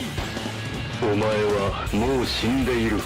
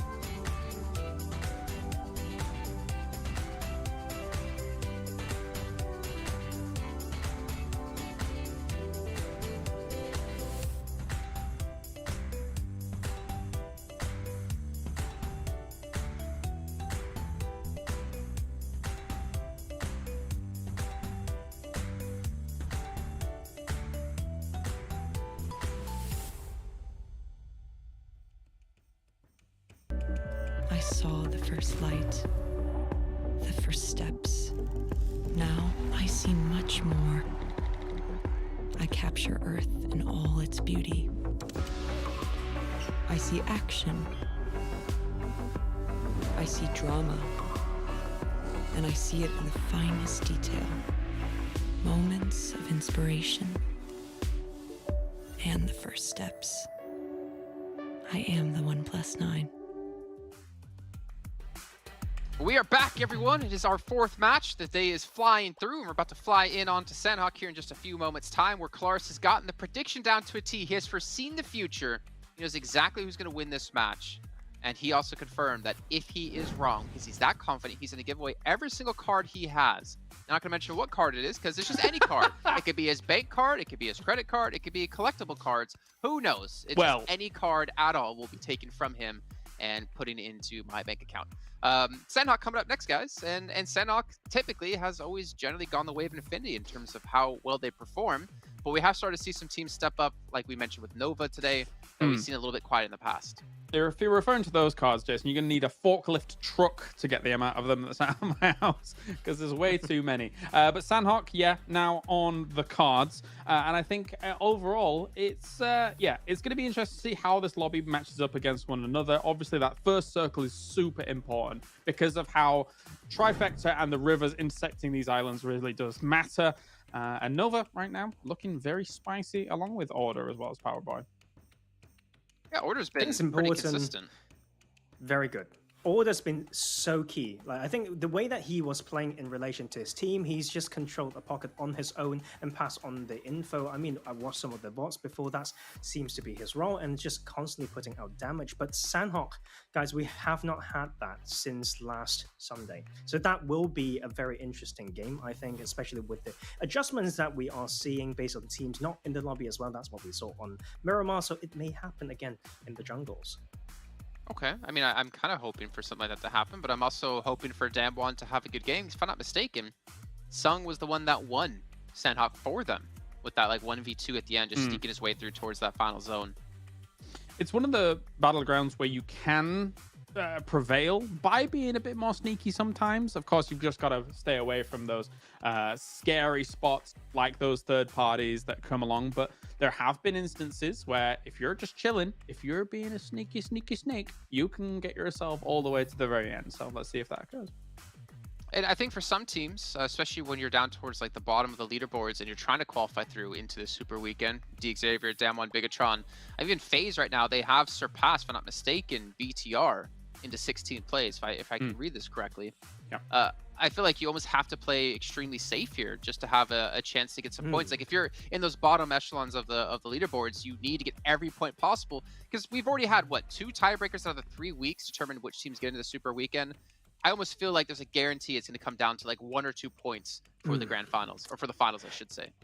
Yeah, the thing is with this map as well, is to define playing safe is really weird. You almost have to look into med strat, and those 1 or 2 points may be the difference of 1 and 2 first aid. And then you do have to ask, when will teams pull out a particular card and play it? Nigma Galaxy, I want to talk about them because of the momentum that they have. You want to believe that they do not lean towards heal strat as much and almost being a little bit more bold and controlling from where they rotate from. So like that is one thing that I'll look out for sure. I'm trying to remember. Last week we didn't have Xavier playing, so Paradise was just kind of open. I think it was Rico Infinity team, if I'm not mistaken. Yeah. They would butt heads consistently there. I'm kind of wondering, has Xavier said, okay, well, again, we can't really afford to go out early. We need to be building up points. So I'm assuming they might just actually ditch that location overall just to avoid Rico Infinity. And there's some decent trash loot around Paradise Resort that give you still the same rotation path. So maybe that could be an answer. Okay, predictions. Tarzan, you went first last time. So Kalaris, you go first this time.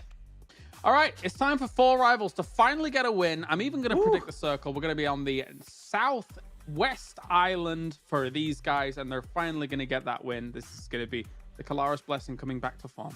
Well, if you're so confident, let's get a prediction in how many eliminations they get. Let me write this down. 13. 13. 1, 3. All right, Tarzan. FaZe Clan with the momentum and the bootcamp dynamics they used to, hot drop alongside Stoa Esports, but they are the better looking team right now. So with their early setup to surround and maybe pinch bootcamp, I feel like that could be the way that they start this game well. How many elims? Don't do 12. This every time. 12. Okay. I'm going Infinity, actually, because why would I go Infinity? They've done well for me today, and they do well in Sanhok, and I'm going to give you eliminations of 9. 9 eliminations. 9. Let's head over to our commentators. Those are going to hop into Sanhok right here, right now. It's John Allen and Blank. Oh, yes, 9. 9. Thank you very much, Jason. Yes, very good. Jason, the master predictor on the desk. Yes. Oh, I think that 12 is a lot of eliminations for Sanhok. I think 9's a lot of eliminations for Sanhok, honestly. That's true. I haven't run the numbers on the average. Run them now. I will. Bring it up, Jamie. If you want to give me some time, I'll see what the average. I will talk about the circle. Do it now. Okay. All right. Do it now. I'm going to do the I'll circle. tabulate. Okay, so I'm going to do the circle right now. You can do that. So looking at the circle, because I'm doing the circle now, this is actually up towards the northwest, so not the southwest, unfortunately, for James. To be fair, though, I don't know how you predict something like that. It's a guess at the end of the day. But I'm going to do a prediction anyway, just to go on top of the board. We are actually having a fight between 628 and Dead Eyes guys. Currently, Yu Yang going down to Turtle of Sir. I'm doing the play-by-play now, whilst John does the old stats. You know stats what? in the There's back. too many. There's too It's many. I don't know if Imperium's listening. I know he's got all this. Did you stats fail? recorded. There's a lot going on right now, and I need to pay attention because Bigatron's in a fight for Painan with Nova, blank, and I feel like that's more important. I don't know if one of the guys in the back can run the stats on the average number of kills that you get when you win on Sanhok. Yeah, bring it up, Jamie. That's what we're looking for. But we're going to be looking for Bigatron to hold out on this Painan drop right now. Paradise Resort drop went the way of Rico Infinity. There's a lot of scrapping going over on the northwestern island. Blank, it's all popping off early here on Sanhok. Yeah, it's popping off in major ways. 628 take a knock and a flush over towards that northwest island. We're not even over there, guys. We're over towards the northeast, boys. Over to the northeast. What are you doing? It's not time to fight. Now, MSC are chiming on up there. 628 are like in a really, really tricky spot over there now. So I'm not sure what they can do. Nova, on the other hand, they dropped on Painan versus Bigatron. Did take a knock in the meantime. That's Jimmy. Daoshi should be dead. Somehow he's got through. Wow. He's fast. He's too quick. That's Tracy Chapman over there. He's a blur. It's Sonic the Hedgehog. It's Barry Allen. He's just solid sending it, That's true. What the hell? All right, fair enough. Reject also taking that. What is going on in this lobby? Okay. He was gonna die there. I feel like he was gonna die. Wait, they're fully dead? Yeah, they're fully dead. Oh, wow. So they took a knock from Dead Eyes guys. They took a knock from MS Chumbury. They took a knock from Four Rivals, and then I'm not sure where the other knock came from. So I can't give you information on that. I think it was that last but they are one, dead. I don't know. Sure. Well, Bigatron looking to be a little bit more lucky, but unfortunately for them, Nova are on form today, blank, and Zuxi goes down on the wall here. Close to the river of Painan. Yeah. Somehow they got Imperium's personal trainer to teach them proper form. Now they're really running with it. They're looking good. They're looking really, really good, John. Ooh, fair enough. Reject over the way, though, might be looking out. And I think there was actually a knock towards Reject coming through on those hillsides. So Nova do need to be a little bit careful here. Paraboy, probably the most at risk. A vault up is not going to go well for King, but he slides straight back on down as Liquid rebuffs the Horde. For the time being, Liquid, Luxy, and Yuhai now. Last standing for Bigatron. Yep.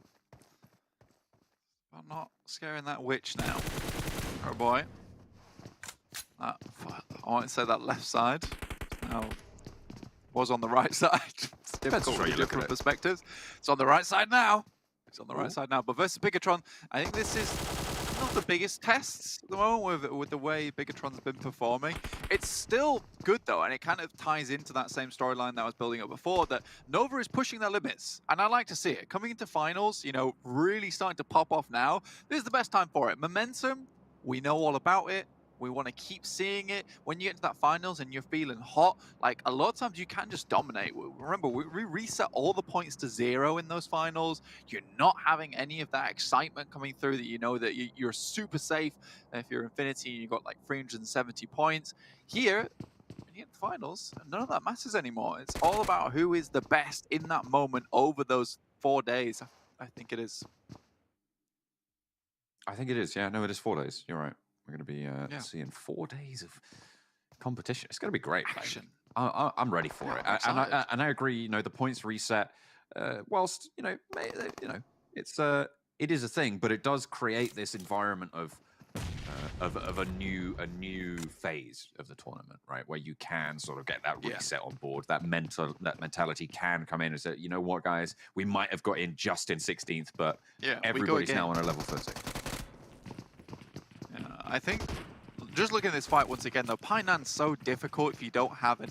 That's a shotgun. If you don't have a strong start to the Painan fight, it does become very difficult to then remove the enemy team, purely off the back of the fact that you have to clear all these buildings. In which case, you know, production team, they're smart about it. They're like, this fight is going to take a while. We're coming back to it. So Bigatron just chilling. And I think that now they're set up, it's going to be hard for Nova to get in. I think one thing to consider here, though, is because this is an instant drop and Nova's been able to corral these players into this one building, there is no form of meds for them, whereas Nova's able to heal up all around them right now. So I think for Bigatron, it's a case of attrition right now. And if Nova can just play this one out slowly, not take it too fast, they more than likely will win because they have the man advantage. 4 rivals, they're rolling past the Deadeyes guys, and they're moving through on the northern bridge across to the northeastern side of the island. But Nova, they don't want to wait. They don't want to wait any longer. The shotgun's out of bullets, but Jimmy is down around the corner as the magazine reloads, and that is one flush coming through. Nox going towards Bigatron in response, though. Order finds one, pops up for a second, beautifully found, and down they fall. Yuhai on the ground floor now, last standing, has that shotgun still. And Order wants to open the door, wants to challenge it out. I think they know which frame he's playing behind, and they might just be able to spot it out. 8 slugs in the chamber. They need to find their mark. Make that 6 now as he pops 2 out. Gets that reload off and actually gets a couple more in, but it's not going to matter. Paraboy through the window. And that is now them down to 3, but a good fight overall. Reject takes a nasty nade from MR5. Another one in hand for him. Tries to throw out the window, looking for Duello next.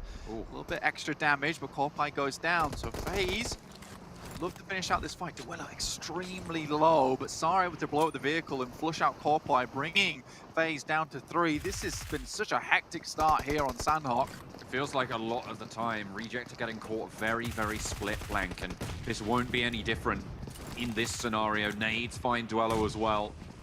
Still down, Sarah and Reiji just really, I don't think that they can go for this push. I think they just have to leave Duello in this spot. Yeah, he's dead. He's so dead right now. I think a Reject is, you've got to cut your losses, get out of here, and try find a position elsewhere. And be that sneaky, sneaky snake that Kalaris was talking about. That's true. There's going to be 2 snakes in this situation. Slightly more visible, but regardless, you try for it anyway. Certainly do. 4 rivals, I feel like they turned around, actually, and went for the Deadeyes guys. They want to clear out the teams behind them. And now on top's just hiding. To the West Bridge! Popping stims. Yeah. Back to kill Deadeyes! I mean, fair enough. Maybe MS Shoburi might even come a cropper on this one, right? If they push out north, they might move into the 4 rivals territory. Maybe. I think 4 rivals have been on a warpath as a unit. Look at them go. So funny seeing them all running. They're like lemmings. Everywhere. Yeah, I know.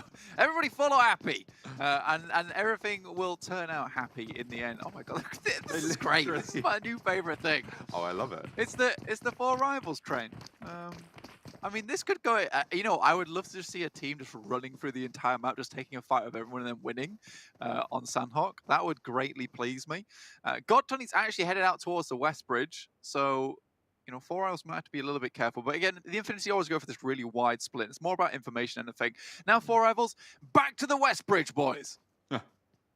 I feel like Gotani's information gathering here, right? He knows no teams are really going to push up towards him. There might be a boat landing there, but he could probably hide past that because they're going to be sending towards Tapmok.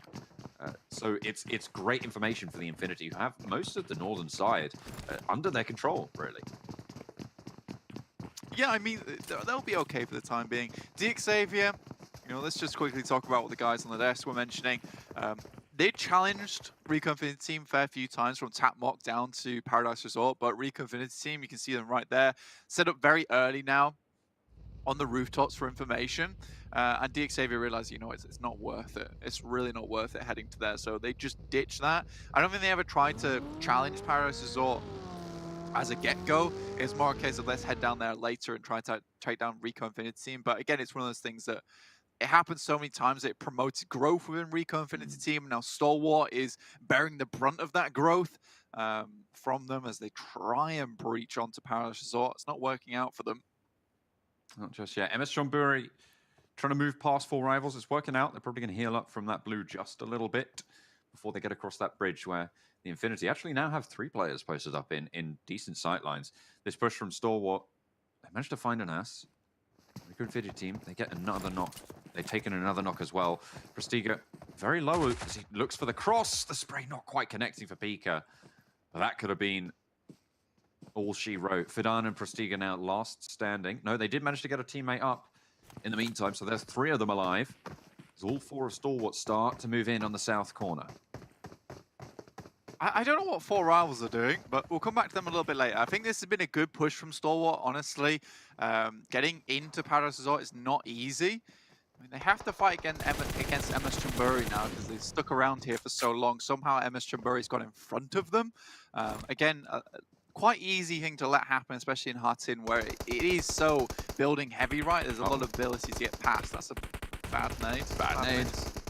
That's a bad miss. And 4 Rivals going to actually capitalize on that as well. Ponzai had to reposition, had to fade away, and around the side, they just move on through, smooth as anything.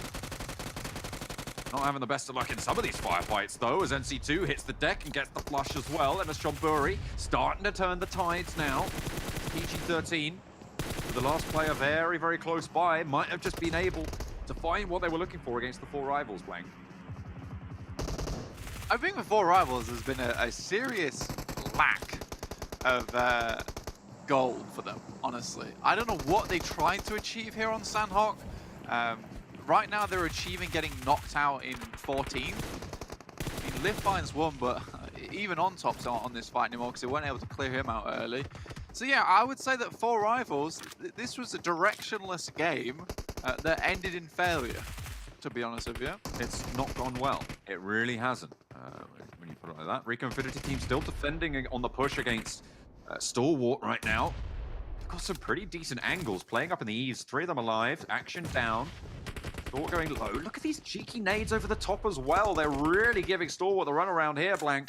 It's not easy for him. Now staying alive. Stalwart is standing tall. I mean, to be honest, I feel like Rico Infinity team have been in YPRAC, just getting all these nades ready and good to go, purely for defending Paradise Resort. Like that's their main goal. Whenever it's moved away from Paradise Resort, they've not had the greatest of games, but Paradise Resort really is their playground, and I'm loving this. You know, swinging from each monkey bar, making this place look like a jungle gym. Rico Infinity team, they're making this look really good. Unfortunately, going against Stalwart, who are an extremely good team when it comes to team fights, and this time they're coming to this fight with a lot of information. Downmore Gaming, though, also added to the mix. And on the swivel, Stalwart actually, they started on the south side, and they traded places with the Rico Infinity team, and Forrest just moves on up. He's a scout right now for Downmore Kia, and he's just maybe ruined Rico Infinity team's chances in this fight. Just Prestiga left standing. Last player now for Rico Infinity team. SK-Ton down around the wall. Does Downmore Gaming move on up to this position as well? I mean, for Stalwart, they have a good position to hold out Downmore Gaming purely because they're on the north side of the compound. Prestiga are going to be first to face. Does get taken down. That's Rico Infinity team out. So Stalwart able to do what DXavier have failed so many times in the past to achieve, which is to wrest control of Paradise Resort from the hands of Rico Infinity team. And put it this way, you know, Rico Infinity team, they were white-knuckled with the grip they had on Paradise Resort throughout the majority of this tournament. So a very, very big achievement indeed for Stalwart to be able to take this off. And not only that, Blank, but they do it with all 4 players still alive, right? They can heal back up, sure. You know, they took some knocks, they took a lot of damage, but they are all alive. And having all of those sightlines in Paradise Resort is phenomenal. Speaking of sightlines, Cryptics find out about Daybot's position in all too brutal a fashion. 2 players down on the hillside. Senke pretty much unresable there. You're not going to be able to get that one back up, and Daybot guarding out the rest of them as well. Satar moves in for the flank. Enigma Galaxy are at their backs, so they might need to be a little bit careful. And Satar is going to be spotted as well. Lord falls. I will say one thing. As good of a team Genesis Dogma is, and 100%, I do think that Daybot and Satar are probably some of one of the best duos in the lobby, if not the best duo in the lobby. They do play split like this so often, and I think that comes from a feeling of confidence, right? They had such a good time in that league play, and they were almost unstoppable, but I do think that Genesis Dogma need to go back to their old ways of playing as like almost a tight-knit unit that has a few of these flanking maneuvers that comes through. Right now, I think they're trying to control too much, and they're going away from that playstyle that really put them at the top of their game. In comes Ralph and Amori. He's being cooked by Daybot, but he's been spotted, has to let launch, and the fire at the bottom of the stairs is going to force him to stay up there. They can just put nades in now, and they know Daybot's going down no matter what. You really can't do too much about it. Maybe try and get some retribution. Hope the nades go out the back, but Lazy Boy is still alive, and Amori gets broadsided. It's the Galaxy suffering heavily now around the side. Lazy Boy playing spoiler. Daybot still on trucking, and that fire's burnt out. He can start to heal up. Enigma Galaxy not looking as strong as they once were on this ascent. The smoke comes down as well. I think Enigma Galaxy are like, we gotta get out of here, boys. Next circle, heads up towards that north side. DXavier still have a very nice position with this one, and honestly, not challenging for Paradise Resort has worked out in their favor. But still been that little overlook. That nade, I don't know how it's not hitting him, honestly. That one should do it. There we go. Okay, Yeah. Finally, a nonsense put to the end, but Booms, it was just a click too late, right? It was just a little bit too late to be able to find the shots. Please. Before that Let me nade have some points. took down his teammate, but Daybot gonna struggle to crawl down. I mean, sure, the two forward players have been taken down, but Lazy Boy's still there. There's also still two players from Enigma Galaxy alive and out in the blue with a pretty decent angle on this. Daybot maybe a little bit isolated in that crow's nest. Yeah, but look, this is much better from Genesis Dogma, and this is how they usually play, which is with someone in the backside, someone providing support, and one player playing Overlook and gathering that information. Having Daybot and Sitar go on these wild missions so many times, it just hasn't worked out for them so far, John. And I would like a return to normality, because normality makes me happy. Well, Daybot is still alive. Sitar not so lucky, but they can get out of that. Cryptics lose another. Down to one. No limbs either. No more gaming. You get peppered down by MR5 there. I don't think that was taken away by someone else. I think that was taken away by, I think maybe even Nova towards the middle. Or was it Stalwart? I didn't quite catch the kill feed. But Stalwart going to have to leave Paradise Resort and move towards DXavier and MS John Burry. I don't know how he's even seen Booms in that situation. Hey. Man's got eyes of a hawk just like implanted in his head. So, well played to Lord, I guess. But now just down to 2 for Enigma Galaxy. Not too many players remaining. Daybot making his way up to assist with Booms, but he's still far back in the circle. And zone 4, this is going to start to do a little bit more than just a tickle. It's going to start to scratch at least. Yeah, that's not good for the health. Forest now last standing for Dan Wankier. As FaZe looking to guard them on out southwest. The shift comes in southeast towards Nova, towards Reject. Infinity going to have to leave their compound, and everybody on that junction also going to have to make that dash. It's a difficult push for anyone on that northwest side as well, because there are these compounds in play, so people can be spotted out from locations that you might not be expecting, where someone just pops out a window. DXavier and MS Chamburi most likely going to have to finish their fight. Luckily for them, they did get Lamborghini and Duck out wide, but Duck's gone down, and so is Lamborghini now, which is awful stuff. This is so unfortunate. This is the problem with this kind of circle, with the compound still in play. There's so many unexpected avenues of aggression coming through from teams. You're more than likely going to go down just purely because teams are going to see you before you know they're even there. Speaking of that Stalwart, they're just getting crunched. I mean, they tried to make that dash. The movement through is so difficult. I think it's just Top now remaining. He's hiding out in his vehicle as well. Ordered looking to put the nades in. Actually gets a move on, so does shimmy on a little bit further, but the spray's not going to land. Okay. Pop gets away. How much further can he go, though? I just don't see him getting too much further into the circle. Maybe he can bridge it out until maybe top 7, but that would be even asking for a little bit much there. I feel like some fantastic Molotovs coming through from MSC. NC2, I don't think he's getting off this heel, so MS Chamburi will be going down, and DXavier are able to weather that storm. Regardless, the Molotovs weren't able to allow him to fight. Order still holding his position in a fantastic way. I mean, finally gets taken down by that Molotov, but he's done so much work for the rest of the team to hold out teams like FaZe, DXavier, MS Chamburi, and even take some damage over towards the guys on Stalwart. So Paraboy and King could quite easily move move across towards a circle, which is on the southeast side. No one's in it, but Paraboy taking a knock will really hinder their progress. Let's take a look at the numbers real quick, Blank. There is one team with 4 players alive, and nobody else has more than 2. And out of the 8 teams remaining, only 3 of those have 2 players. The Infinity, sure, they're on the long side of the circle right now, but there's so many players starting to heal out in the blue, starting that heal strat, that push south is going to be a little bit easier for them. Okay, they've taken a knock, sure, now they're going to have to slow down a little bit, but I feel like this march could go well for them. Yeah, I think so too. I think for the Infinity, there is a possibility of them getting in. Coming from that north side, though, and taking shots down towards a lot of teams, it's a bit rough.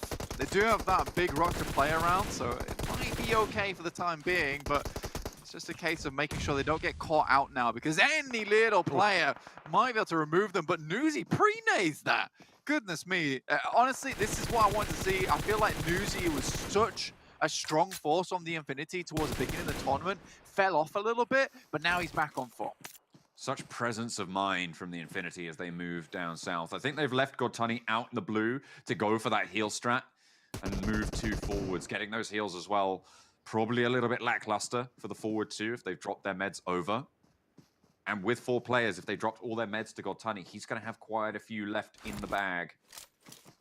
But I think there might be one other team out in the blue somewhere. I think it's down 1. Yeah, I think down 1 still have a healer going. The rest of them all in this circle. Logan takes a lick there. Grenade again. Comes in from Tony, but it's better from Logan. He sends it right on back, and FaZe eliminated.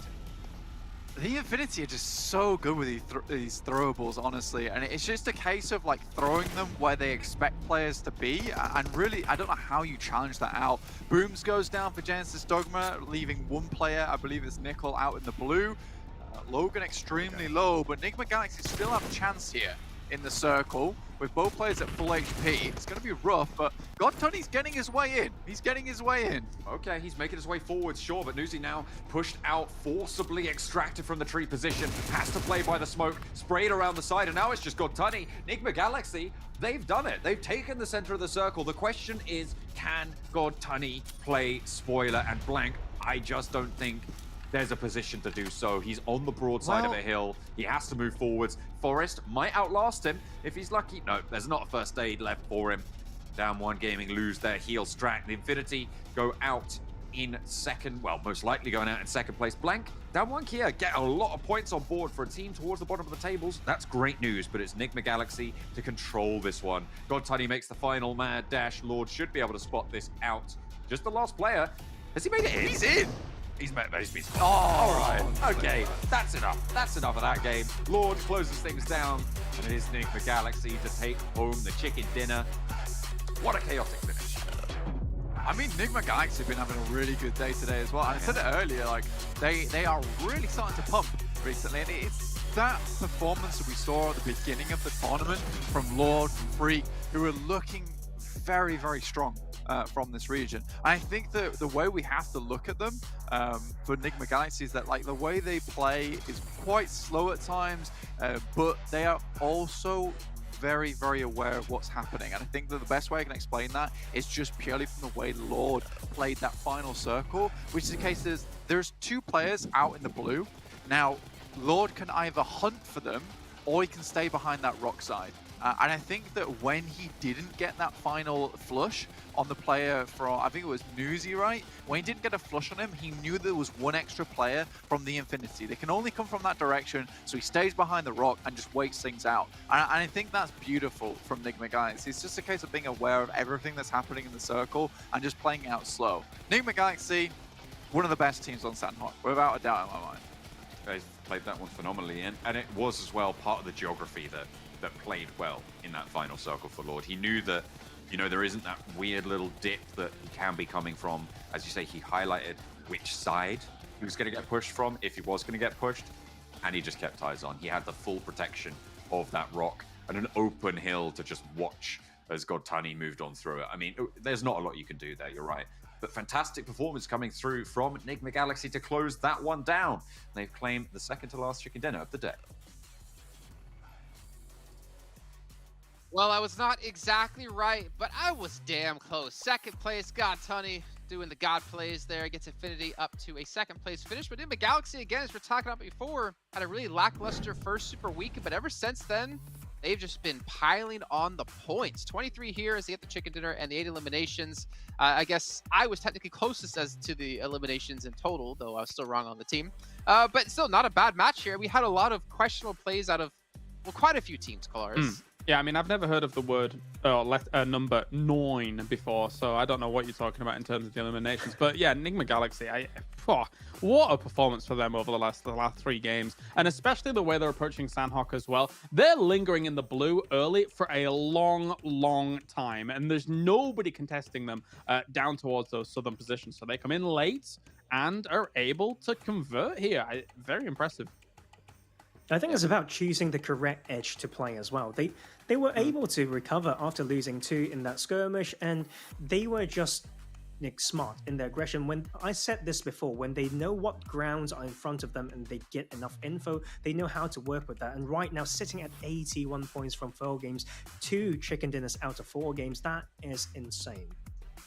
Yeah, honestly is. And again, they were, I think, the 3rd or 4th highest scoring team in week 2, and they're continuing the paces here. And gives me a lot of high hopes going into the finals as well, to see if they can make it into the grand finals. And as we look down the list, 4 rivals, unfortunately, 4 points. What? Yeah, go on, talk about 4 rivals. Go on. No, I was gonna mention them really quick. I mean, 4 limbs, not bad, but again, I think it came down to that Western Island, if I'm not mistaken. Yeah. So, where do I even begin? Trifecta, and I understand what they're trying to do in terms of the rotation on the northwest island to then eventually dip on in. But sitting in Hearts in for as long as they did, you get 3 eliminations on Deadeyes, guys. Then just leave. You're not going to really be held, I think, by one person, and then you just go over to the mainland in some fashion or another. But then MS Strawberry rocks up, and you're just stuck. And then even if you win that situation, Infinity is going to take you out on the entrance because you've lingered there too long. There needs to be more decisive plays, in my opinion, on a battleground like this. Well, we can see now FaZe kind of moves up to 15th place here, passing Deadeyes, guys. Cryptic still 6 points on the day, have yet to pass TJB. It's a really rough time to beat them, to be honest. And again, there is a world where Cryptics actually don't qualify into the finals. If you see the likes of the Xavier, Damwon, BTR all surpass and really start to charge at the leaderboards. But I don't think we've seen too much changing in Guard when it comes to like Secret and DRS. I think they've fallen one place each, or 628 was able to surpass them, and that's about it.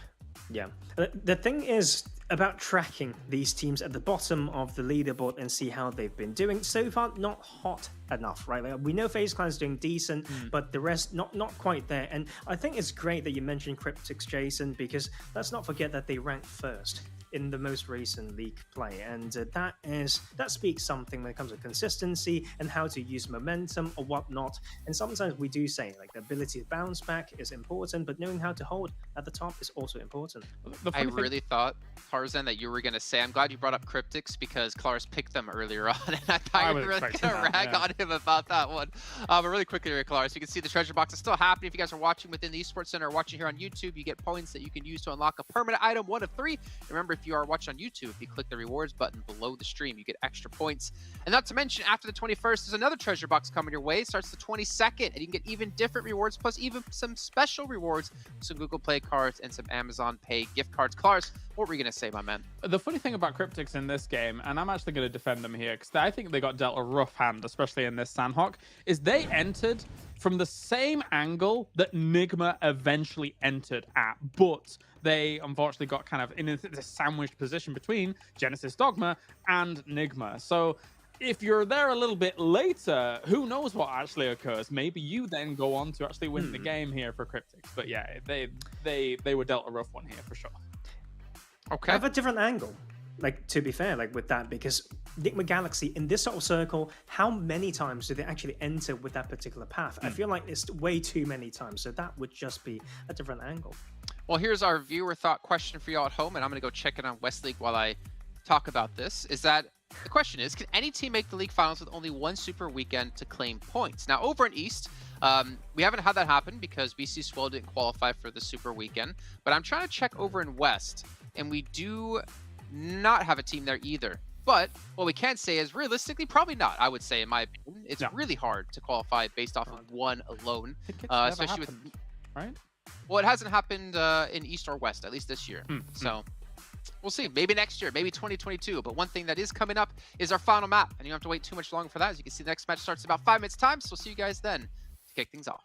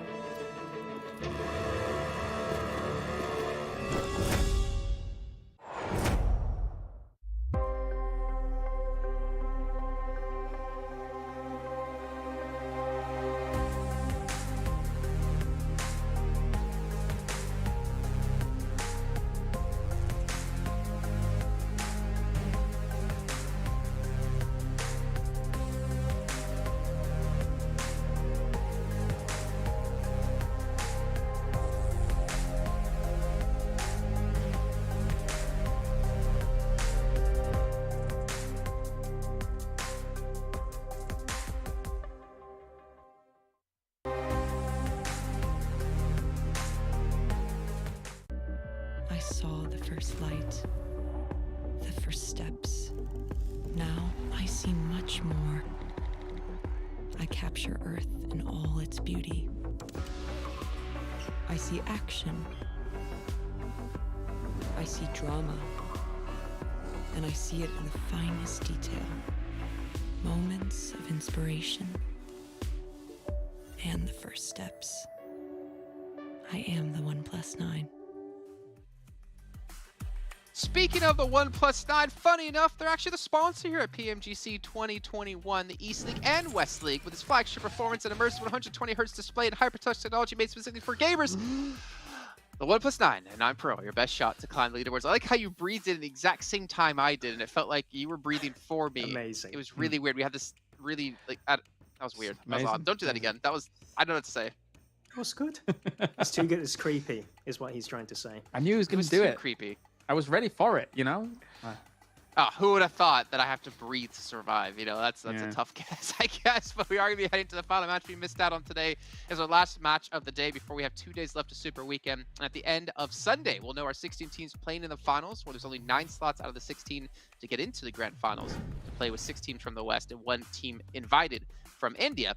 And of course, like always on the Super Weekends, we're going to end things off on Erangel. I don't think we've done our predictions yet, and I think we need to make sure to get them in as well, just to be extra cautious. Yeah, you know, I'm going to change things up as we tell production what our predictions will be. Okay, all right, okay, Kalaris. All right, that's a little bit of a stretch, but you know what? I like it. I've given up. you're pulling the Jason when it comes to predictions. But we are moving into this one. And again, we mentioned Cryptics. We talked about the rotation on Sanhok. It might have worked out better if they went a little bit later. But the fact is, 5 points, or actually, like 8 points on the day. I'm getting very worried that they might not even be able to qualify or hold their position.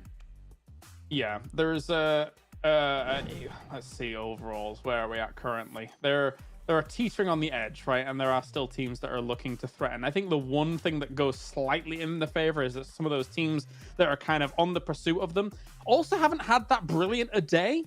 So, you know, we may end up coming down to the last 2 days here of the gameplay, but yeah, there definitely needs to be more than this, especially from what we saw from them in the league play, which was great.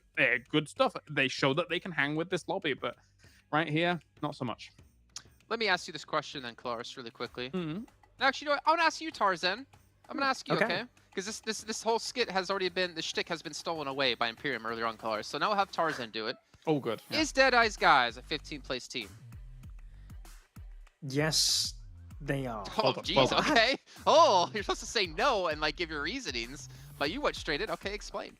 I don't really know why. Like, I actually don't have a reason. It's just like this is almost the first time that I've gone with just a gut feeling. I don't actually know why, but we for sure know they are still struggling. There's no signs of improvement or change almost, and there's a different angle to like this Super Weekend as well. Say TJB is out, BC Star is definitely out, so you have to be better than 2 teams out of all the remaining teams. Like, if you think about it that way, it may make you feel like, wait, we should be able to do it.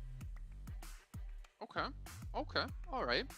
I haven't seen you predict Cryptics, but maybe one day we'll see it. I mean, to be fair, the track record hasn't really been boding of us wanting to say they're going to win. But speaking of predictions, let's go into them. I'll start things off, and I'm going with the true and tried and tested team of the Infinity, who almost took home a chicken dinner in the last match, and obviously took one home earlier on today, where I finally looked smart for once. Kalaris, what about you? I thought you said you were mixing things up, but anyway, I'm going with Nigma Galaxy because I've given up in terms of my predictions. They've already won 2. If they get 3, fantastic. If they don't, they've still won the day anyway.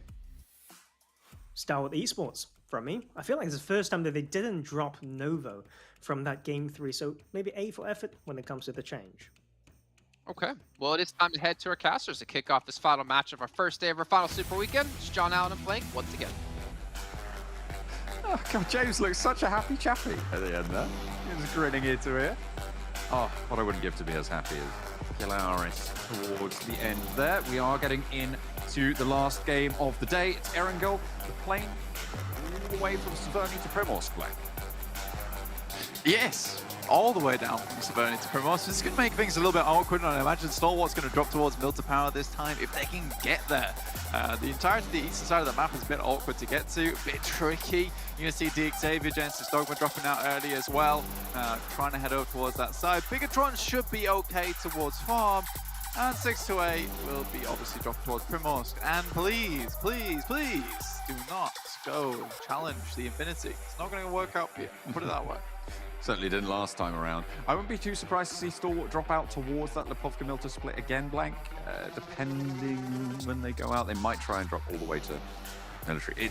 It all remains to be seen, but everyone is starting to take the tumble out the side of the plane. The Infinity is going to be dropping all the way over. I haven't spotted Stalwart. Okay, they're coming out late, so they're going to try and grab vehicles and sort of and head to Novo by the field. Yeah.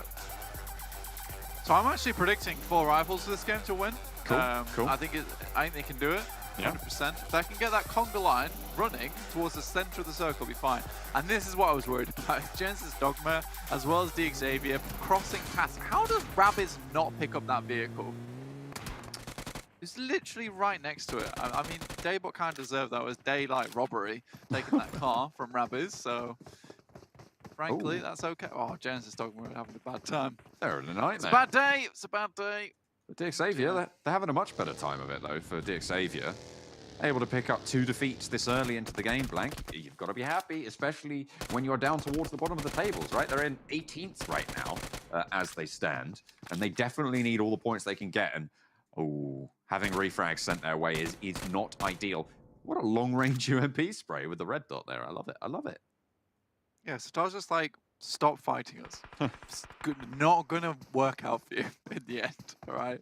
You've got your win. You've got 2 of us.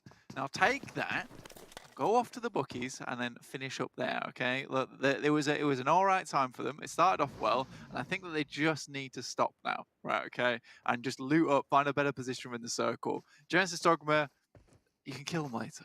It's fine. Get back later. It's all right. It's all right. Oh, dear. Oh, well. Stalwart managed to grab some vehicles. They're going to be starting to move over towards Novo. Still fairly late. The circle should be okay. Again, very, very central into this game. Not too much more drama in most other places on the map right now, Blank. I mean, everybody's fairly comfy in their spot at the moment. Rico Infinity team moving down south, I feel like might be the first spark of conflict, or Cryptics trying to cross the river. I feel like those 2 places are going to be the hotbeds for us. Yeah, I mean, to be fair to you, I would imagine that most of the teams wanted a bit of a calm down from that Sanhok, right? That Sanhok was literally just a mess. There was mags littered all over the floor. There was people just crawling around. I was trying to get them to go home, but they wouldn't. It was a nightmare. So I think for Erangel, I think that having a nice slow start here is okay, other than the old rundowns earlier on. But who doesn't love a good old rundown at the beginning of the game? Oh, that's true. That's true. Yeah, it's one of my favorite parts of the game, when things kick off with a little bit of action, and then we can just relax, take that step back, take one of those Jason breaths, and recenter ourselves. I feel like Jason breaths are quite stressful. You know, it's almost as if like okay, I've got oxygen. yeah, now. I'm all right. Yeah, exactly. It really did feel like he was on the precipice of death. And then yeah, well there you go. See, that's what you get. That's what you get. That's what you get for doing a Jason breath. Is it kills you? As simple as that. It's like This kills the man. There's the kiss of death, and then there's the Jason breath, and it's equally condemnatory. Yeah, but in game, it will not do that to you. It will only eliminate you. Happily. Oh, no fun. I'm sorry, but for you, death. Uh-oh. That's unfortunate. In-game eliminated. That's not what I was planning to do today. Yeah, it's okay. It's all right. Emma Strambury. Oh, towards Yasnaya. This is our spot now. We hold the entirety of Yasnaya. No DRS around. Ooh, bliss. We've got the north and the south side. Lovely, isn't it? Okay. I think for Emma Strambury, it's almost weird for them because it must be like, what? Where are our guys? They're We're meant to be constantly on fighting edge. right now. Yeah. Like they hear a door close and they're just like, "Whoa, what was that?" Yeah, I know. It must be weird that you get into your third Super Weekend, you've been fighting for your life in Yasnaya. And then it's like, third Super Weekend, the determined final. It's like, oh, well, there's no one here anymore. It's like Erangel's really free for them. But I guess you're okay with that in a sense. Happy days. It's also going to be interesting when DRS come back into it, right? Because obviously they're not playing in this Super Weekend. Yeah, to be fair, if that's true, No, but I think that it probably come back feels in. pretty certain that they're going to be good to get in into this next one. If they do, though, coming back into that fight, you know, it might mean that Emma Strawberry are maybe a little bit lackadaisical on their approach if they let it slip. So they still do need to be a little bit wary, and they can't spread out too much and get used to that in the next couple of days. Yeah. Sorry, I was looking at the map feed and I looked back to the screen and it's just like a bottomless void that a buggy just fell into, and then we quickly switch away. I was like, whoa, what happened there? Right now, I think Nigma Galaxy is kind of the bottomless void because they are just sucking up all the points in this lobby. They're Jason breathing all the points. They are Jason breathing all the points. Basically, we have our very own Kirby in the lobby, which is fine. And we have a Kirby on the desk as well, apparently. But I mean, we had a point scoring, a little average come through from Mr. Imperium on the desk saying that they've hit a 20.25 average, which is pretty ridiculous. So that's 80 points so far today. In one day? That's a major poggers, I think. I think that's a major poggers. I will go out on a limb and call it now. Maybe Phenomenal. even Commander poggers, honestly. Ooh, yeah. I like that. That feels like the right promotion. Yeah, I think so too. We've promoted it now. But that was a really damn good day from Nigma Galaxy so far. And I would be happy to see them do well again. And with this kind of central circle, with their Pachinki start, yeah, there's probably potential for another big one. Good old big and games. You love them. You'd love to see. You're making fun of me. No, I love. Look, I'm as much of a fan as the colloquialism as the next guy, but like. Do you love big uns? Oh dear. Oh me. dear you. Well, you set yourself up for it. I'm sorry. We're gonna have to fix it somehow. We'll be all right. We'll get Bob the Builder in. Reject down towards 628. 628 trying to hold the bridge again. Why? Yeah. You've got to wonder, but maybe, now, this time around, to be fair, Newsy hasn't got to the bridge early enough to spot this crossing, right? So if he does get shut down on this forward position, that's Infinity's foothold taken care of, right? Yeah. Which is sure. what really saw them safe last time. Mm-hmm. I still think it's going to go back. Okay, all right. Yeah. I don't know. I feel, again, like it's one of these central circles, like 628. Just go take like Gatka fields, go pick up some loot up there, possibly try and find yourself position. Like, there's no reason to be here. You could even have seen yourself over Severny and like over to the top side and found a wizard compound up there if you're 628. At the moment, it's such lazy rotations, in my opinion. Like, from Primorsk to western bridge. Like, ridiculously predictable at this point. I'll tell you tomorrow, first game of Erangel, 6-8 is going to bridge go. Okay, fair enough.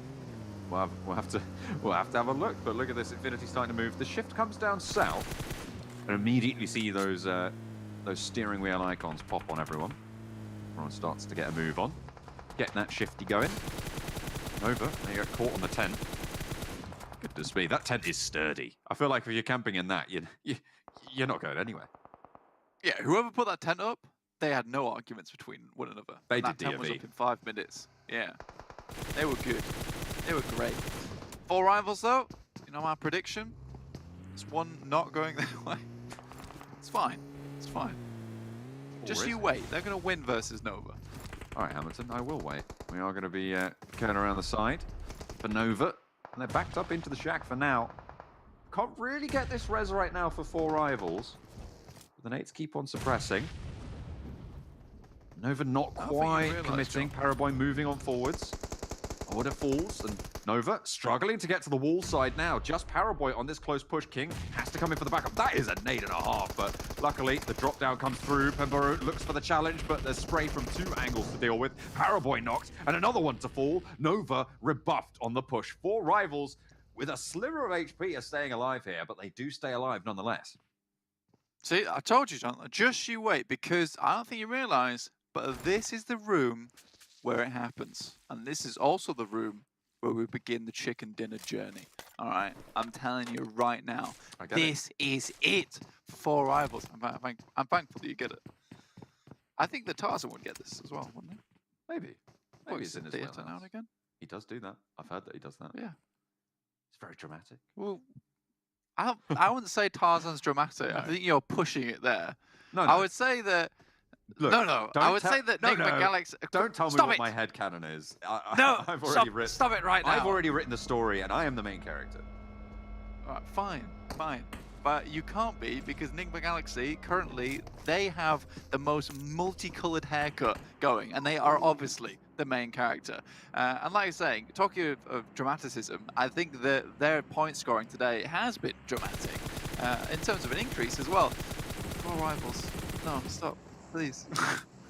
Live, goddamn you. You're just giving them CPR from up on high, right? Like, yeah, in the map basically. feed, just trying to pump the blood around their systems manually. Seems to be working. They're still going.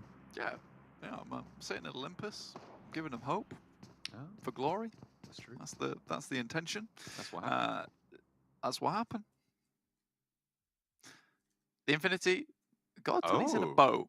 But he's the only one in the boat going to ferry. Oh, this could be a genius play. If he can flank 628 from the left side whilst the rest of Infinity cross, this is a new strat. It's a new strat. I love this. This is my new favorite thing. It's 4 rivals. Get in the bin. I don't care anymore. This is my new favorite thing. Maybe I'll come back to help 4 rivals later, but right now, this is it. Maybe. They're going to die in the meantime. You know that, right? It's going to Stop happen. it. The question is, No. do the rest of Infinity go across in separate boats, in separate waterfields, or are they going to wait for this to come through? They go to the bridge. Okay. They go to the bridge. All right. God Tunny flanks. Okay. And now they have a big problem because they're going to be open on the bridge side, because that was what they did last time. They were so open there. Unfortunately, 628 now leaving. They are. But God Tunny's in position regardless. That's true. It would have been great. It would have been phenomenal. This is so bad. It's not fun. It's not fun, is it? Oh, ooh, a little bit of retribution though. Yu Yang spots Senke in the field. Likely going to claim that flush as well, but Marshall. He's got cover as well. Very difficult to move around now. Chapo actually pushing forwards to look for this res. Spray down, so Yu Yang just gets sat down. Goodness me, what a shot from the K9. At range as well. Mini 14 towards El Chapo, trying to stop this res onto Senke. And the rest of 628. Really kind of struggling at this point. I mean, Sunan, sure, Daoshi on that hillside. The rest of Cryptics just don't want the rest of this fight. No, and now you got the Infinity, who is going to come in from that southwest side and most likely crunch you like I crunched some crisps yesterday loudly. What? And I will also demolish those crisps for context, all right? And that's what's going to happen to 628. What? It was a big bag as well. Okay, Oh, yeah? For context. How much of it was air? Was it an airy bag? No. When I opened that thing, like the Chris was staring at me straight They away. jumped at you, right? Like right out the top. They were like, Left. Okay. It's quite the task. I'm proud of you, man. There is a literal death squad on the way in the form of the Infinity. Powered by crisps.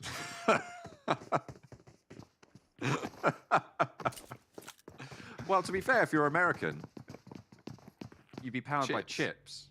And you know what's powered by chips? I don't like that. The OnePlus range of phones. That's They true. got some great chips, mate. Do you know what else comes in forms of chips? Chips? Tokens. And no, tokens. Oh, okay. Tokens. If you're watching in the esports center or on your phone, on your mobile, you can head over towards that esports tab and earn yourself some PMGC tokens, which you can then use to put towards some fancy loots and rewards. And you might look better than God Tunny when he gets knocked and eliminated in game. But yeah, go to the esports tab, get your watch on PMGC, grab those PMGC tokens and spend them towards some fantastic loot in game. And, you know, we hope to see you repping it. All the information is on the in-game esports center, so make sure you head on over and check it out. The Infinity moving up from the south side now. Close to Cryptics. I don't know if they know these players are right over the hill, but all 4 of them are alive. The nades start to roll down the hill now. They're locked into the fight. They'll know what's up. Infinity on 3. Maybe not looking for this fight, but neither are the Cryptics.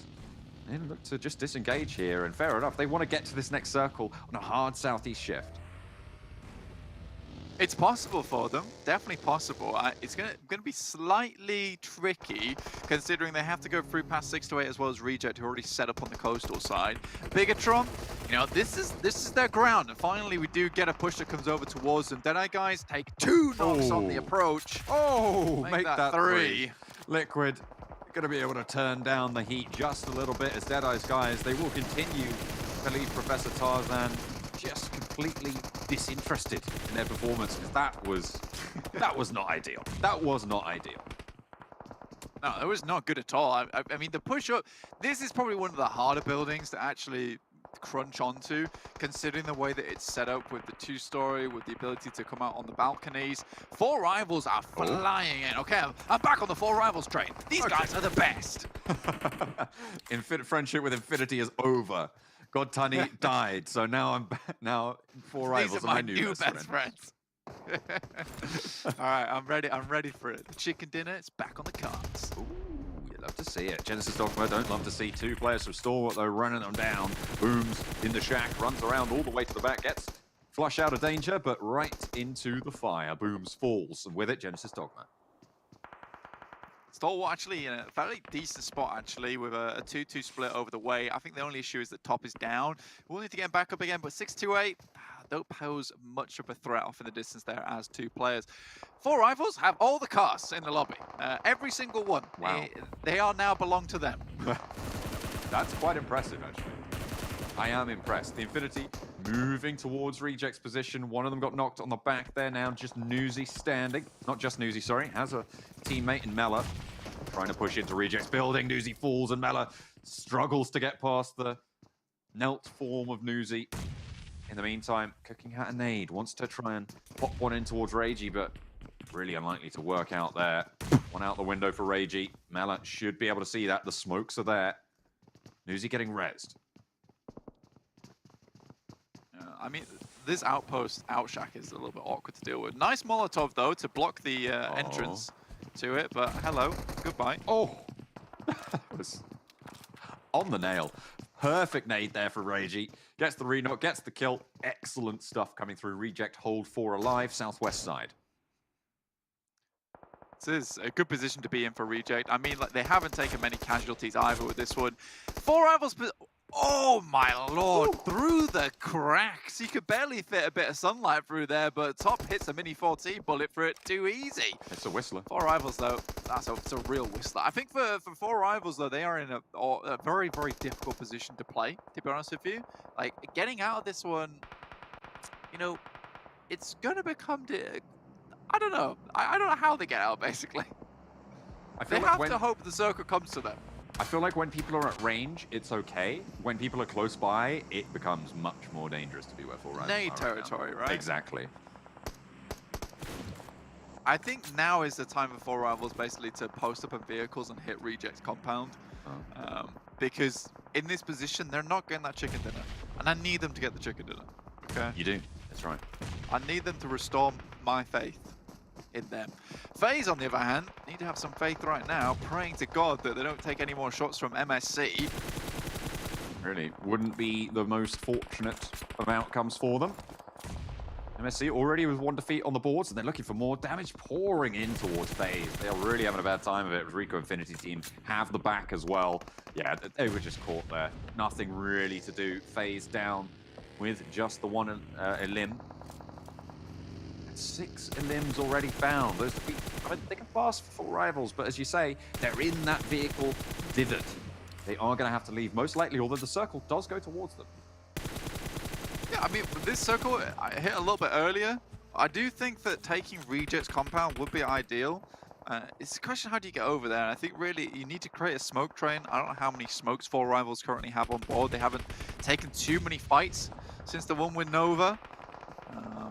Sarah is focused on the Xavier as they come in though, which is good for 4 Rivals. There we go. Shots from Reject though, pouring out still towards 4 Rivals. It's Reject trying to hold out. It's third party time now, 4 Rivals. Come on. Get over there. They aren't announcing up just yet. Not just yet. I feel like they want to hold this on for just a little bit longer. The northern push is coming through as well, Blank. So all of these teams are open for them if they want to take the shots out that way. Xavier continue their fight on the longhouse. It's not going well. Reject are, again, rebuffing them. Lamborghini, that's not where the nades are supposed to go. That's unfortunate. The Xavier suffering. Rico Infinity team pushing in towards MS Chonburi. I'm just seeing arcs and arcs right now. I feel like I'm in the longest anime that's ever been around. We'll see what happens though. Right now, a lot of teams, like you said, just flooding over this northern side. MS Chonburi, Rico Infinity team currently sat at 4 players still alive for them. Bigatron in a similar position, but getting closer put to 4 Rivals position will allow them to just nade through. So 4 Rivals, they need to be really present here right now, taking shots, making sure people can't get close, get some casualties through. Pebombera will find 628, one of the players there, Sunan in position. I feel like 4 Rivals are just letting other teams try and take this God compound. Oh my god, Rico Infinity team crunching down with MS Chonburi. And you've got as well Bigatron across the way, starting to move in towards this fight as it's MS Chonburi to fall, but you have to wonder how close behind a Rico Infinity team, right? They've got to still move south. The circle shifts to Reject yet again, Blank, and this compound is just doing so well for them. Yeah, get out of this awful area, basically. I think that, yeah, okay, we're starting to make a move. 4 Rivals, saved by the smokes, but the question, how many smokes they have left? 6. Solwa is actually in a really, really strong position on this eastern side. They've got a lot of cover to play around with, and with this split they have, they're probably one of the big contenders in this current little circle for the victory. I mean, Reject have been doing great, but they can only take so many pushes onto their building. 3 in the vehicle, going to reposition. They have the ridgeline cover, so I don't mind this too much. They really want this high ground. They were trying to clear up Bigatron so that they could move up and again just take that down shot towards 4 Rivals. Excellent headshot coming through from Rico Infinity team for Dan. Niels Ragey. Bigatron move forwards. 4 Rivals with the nades in a nice place, but Liquid doesn't go down to it. Not just yet. Hello? All right, they're in. Reject's taken 1 knot. It's actually a perfect time for Rico Infinity to get in here.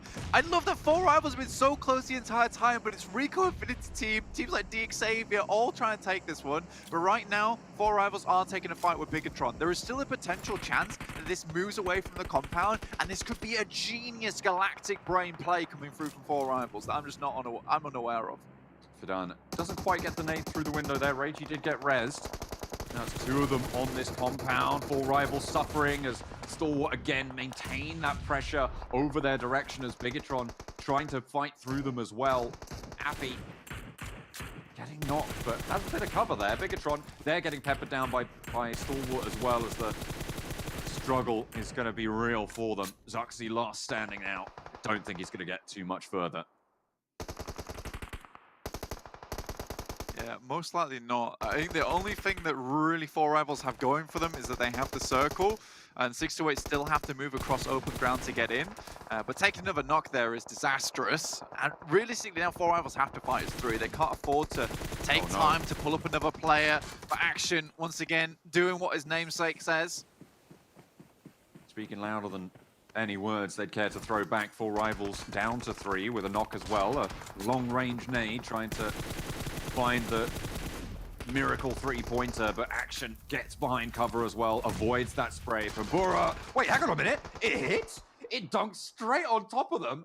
And now there's only one player for the Four Rivals. Excellent nades. Stalwart just dominate on the eastern side. That is a mean circle as well, Blank.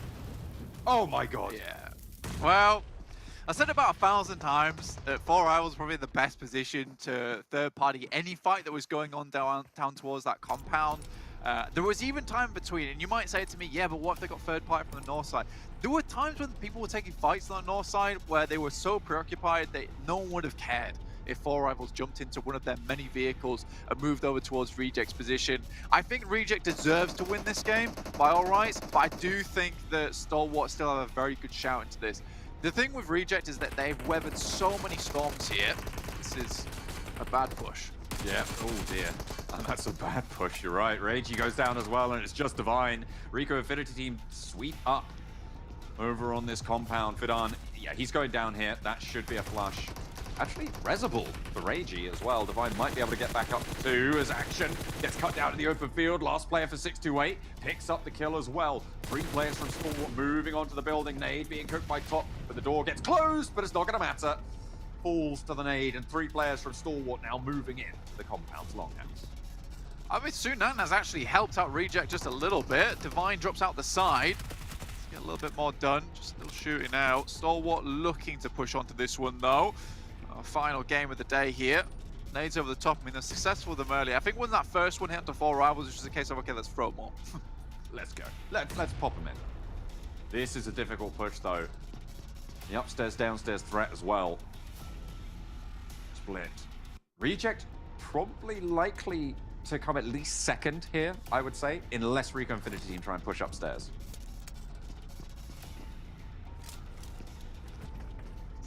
It's a difficult way to play this one out, John. I think Reject definitely have a chance to make this work in a 2v3 with Rico Infinity Team also being in this. I think the main question for me is what that next circle looks like, because depending on which building it hits, it's either a Reject very scrappy win or it's a Stalwart just dominant win. Because if this is actually a good circle. This is a good circle for both teams, and it gives opportunity for both. But I do think it favors Stalwart just a little bit more with their man advantage.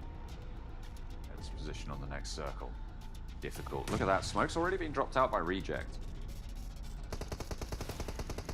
Team. They've been behind this building for so long. I mean, this crash really worked out well for the play. Yeah, I like this though. They've got the 4-man team squad in terms of Reject X Rico Infinity Team at the moment. We're doubling up at the moment. Another smoke out the window. Buying a little bit of cover. Prestigo's adding a couple to his own. Goodness me. It's actually getting very smoky. It's interesting because Reject are actually smoking out the breakout for Rico Infinity Team as well. I mean, Stalwart should know that. Yeah. I'm not. This is good though from Reject. I mean, they're molotoving the smoke to make it very hard for Rico Infinity to push out. Stalwart just pushing them in. This has just been a masterclass on utility in the final moments of the game. Stalwart have pushed in. Ragey finds one of them. Oh, there he goes. He's going to fall top, managing to get the shot. Now it's just one player, Divine. He knows where these players are, but I don't think he has any nades left. Is there a corner of this building still in for Divine? I don't think there is. I think he's going to be waiting for the shots. He gets shut down over the top, looking for the point as well. Managed to get it, but can't get out of the zone. Will fall, but in the meantime, Stalwart crunch on in from the eastern side. They oversaw the position for Four Rivals, and they will push into the compound. Lickety split. It's Stalwart back on top. I mean, that was a very, very good game from Stalwart, and they looked like probably one of the most well put together teams on the map in that point in time. It looked like they were coming into basically a cat fight, and they were like, let's break this up now, because it was very clinical the way they approached that final circle. Though, I think Four Rivals are really disappointing me there, honestly. I'm sorry to say it, but there are some very, very good reasons behind it, though, because they start off that game strong. They have momentum behind them. Sometimes you just need that first squad wipe to make you feel a little bit better about yourself, which Four Rivals obviously did. Get themselves into another position, and then just don't go anywhere or do anything with it. Surely you know that is one of the worst spots in the circle towards the end game, because it is so nadeable. Once you get into nade range, like it is curtains for you, because they just drop onto that position, drop into the shack. For the other teams, it's just kind of like playing basketball, but one of those little kiddie basketball nets where it's like just in your bedroom against your door. It's easy 3-pointers there. So I was just confused. I was very confused. I thought that nade from Action had gone a little bit long, but I didn't realize it was just taking its time, right? It was just building up for us. It was pretty. It was a pretty nade. I'll give it that. I really liked that one. Really put the final nail in the coffin for the Four Rivals. Plenty of crashes, plenty of movement from some team and not from others, but Infinity, the first team to go down to the reject push. I mean, look, let's put it this way. Rejects rebuffed about probably like 4 or 5 teams on those pushes and maintained a pretty high member count in terms of their team. So I think that Reject did a fantastic job in the position they were given.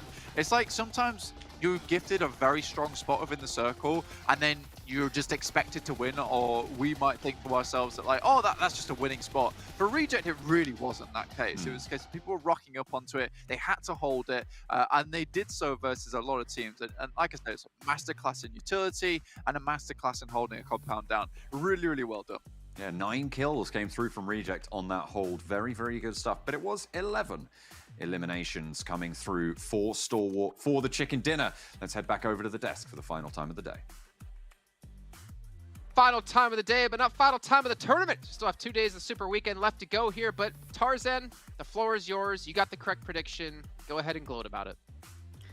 I'm happy. Yes, I'm the best. It's the first time I've done it. It feels weird. Hooray, guys, well but done. To be fair, the way that they played Shark Fin was very well done. I've been thinking about how you shouldn't full stack on there, but they know they play those 2-2, they work from the shack, and just increase the control of the eastern half of the circle. It was a good win. They went back to Novo, but it makes sense, right, for the playing path that was given. Indeed. I know we're watching that match actually at the very end, Clarus. You were very vocal about, I think it was Divine from Reject, played inside the second story of the building. Yeah. The blue zone closed it on him. I mean, he did get one confirmed though, at least, but you thought he could have played that situation a little bit differently? I mean, if it's me, I'm thinking, maybe I vault out, maybe I try and just play for a little bit of a cover on where I think it was the small container is in front of him. But I mean, it is a minor thing, I suppose. Like, he knows that for the most part, he's probably going to get eliminated as he goes out there anyway, considering that Rico Infinity had made a really nice move up on that western side. And then overall, ST had full control over any crossings that would go on there. So, yeah, I would have vaulted out. But, yeah, I can understand also kind of why he didn't. Yeah, it was a very tough match there. I mean, you saw 4 Rivals as well. I mean, I don't even know what you want to call that, but explosions going off left and right behind their wall of buggies, and eventually didn't make it that much farther, but still 14 points. And again, for the only team to be in like the top, I want to say like 10 with 0 chicken dinners, they're still put on a really good performance, being about 3rd overall in points. I think maybe Stalwart has surpassed them with this last victory. But as we move on to the second page, taking a look, Infinity, my choice not working out, but you know what? That's okay. I got a victory today. Name of Galaxy 2 points. Dime 1. Again, you talked about Dime at the start of the day, Claris, but they still have yet to really come into their own, I feel like. And with each passing match, I feel like their hopes of qualifying are falling further and further out of their hands. Yeah, it's been middling for the day as a whole, right? I mean, they have got themselves actually some decent placement points overall, but when it comes to eliminations, 6 eliminations, I think it is in total across the day, that's still not good enough, regardless of how many placement points you get, unless you're getting constantly second. So they still need a little bit more than this, but I'm still hopeful. Still thumbs up, still hopeful. Yeah. I mean, what about you, Tarzan? Do you have like similar thoughts about Dem 1?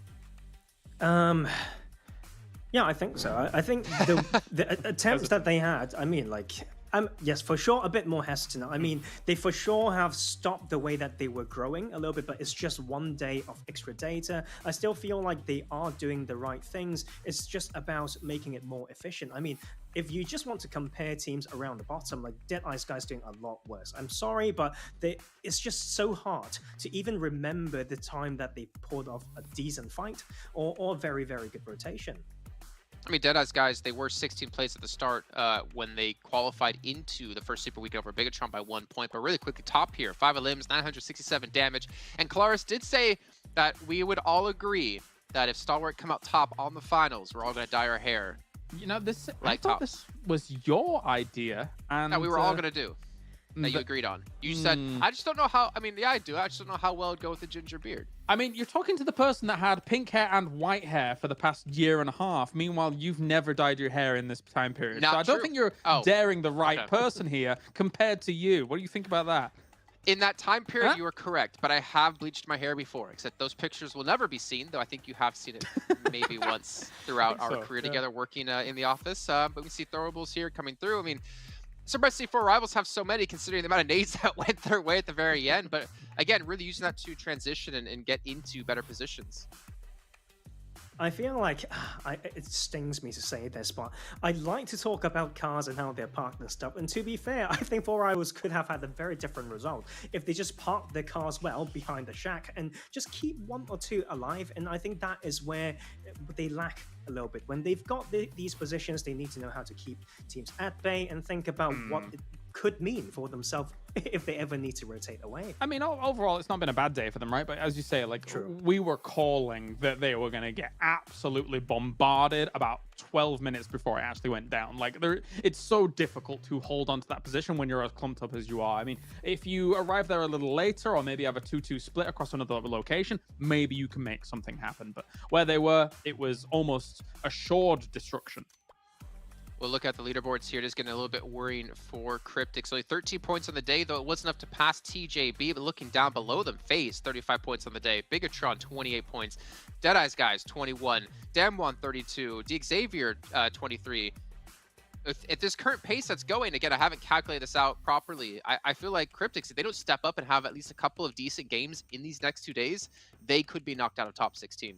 Yeah, people are catching up. Cryptics got to watch their back a little bit, especially considering what we saw at the end of that league final, the league week here for this. They looked really, really good, but we have not seen that convert just yet. I do still think there are some hands that they were dealt a little bit rough here today, and they kind of just came in at exactly the wrong time, which didn't play out too well for them. But still, you can't entirely excuse just 13 points.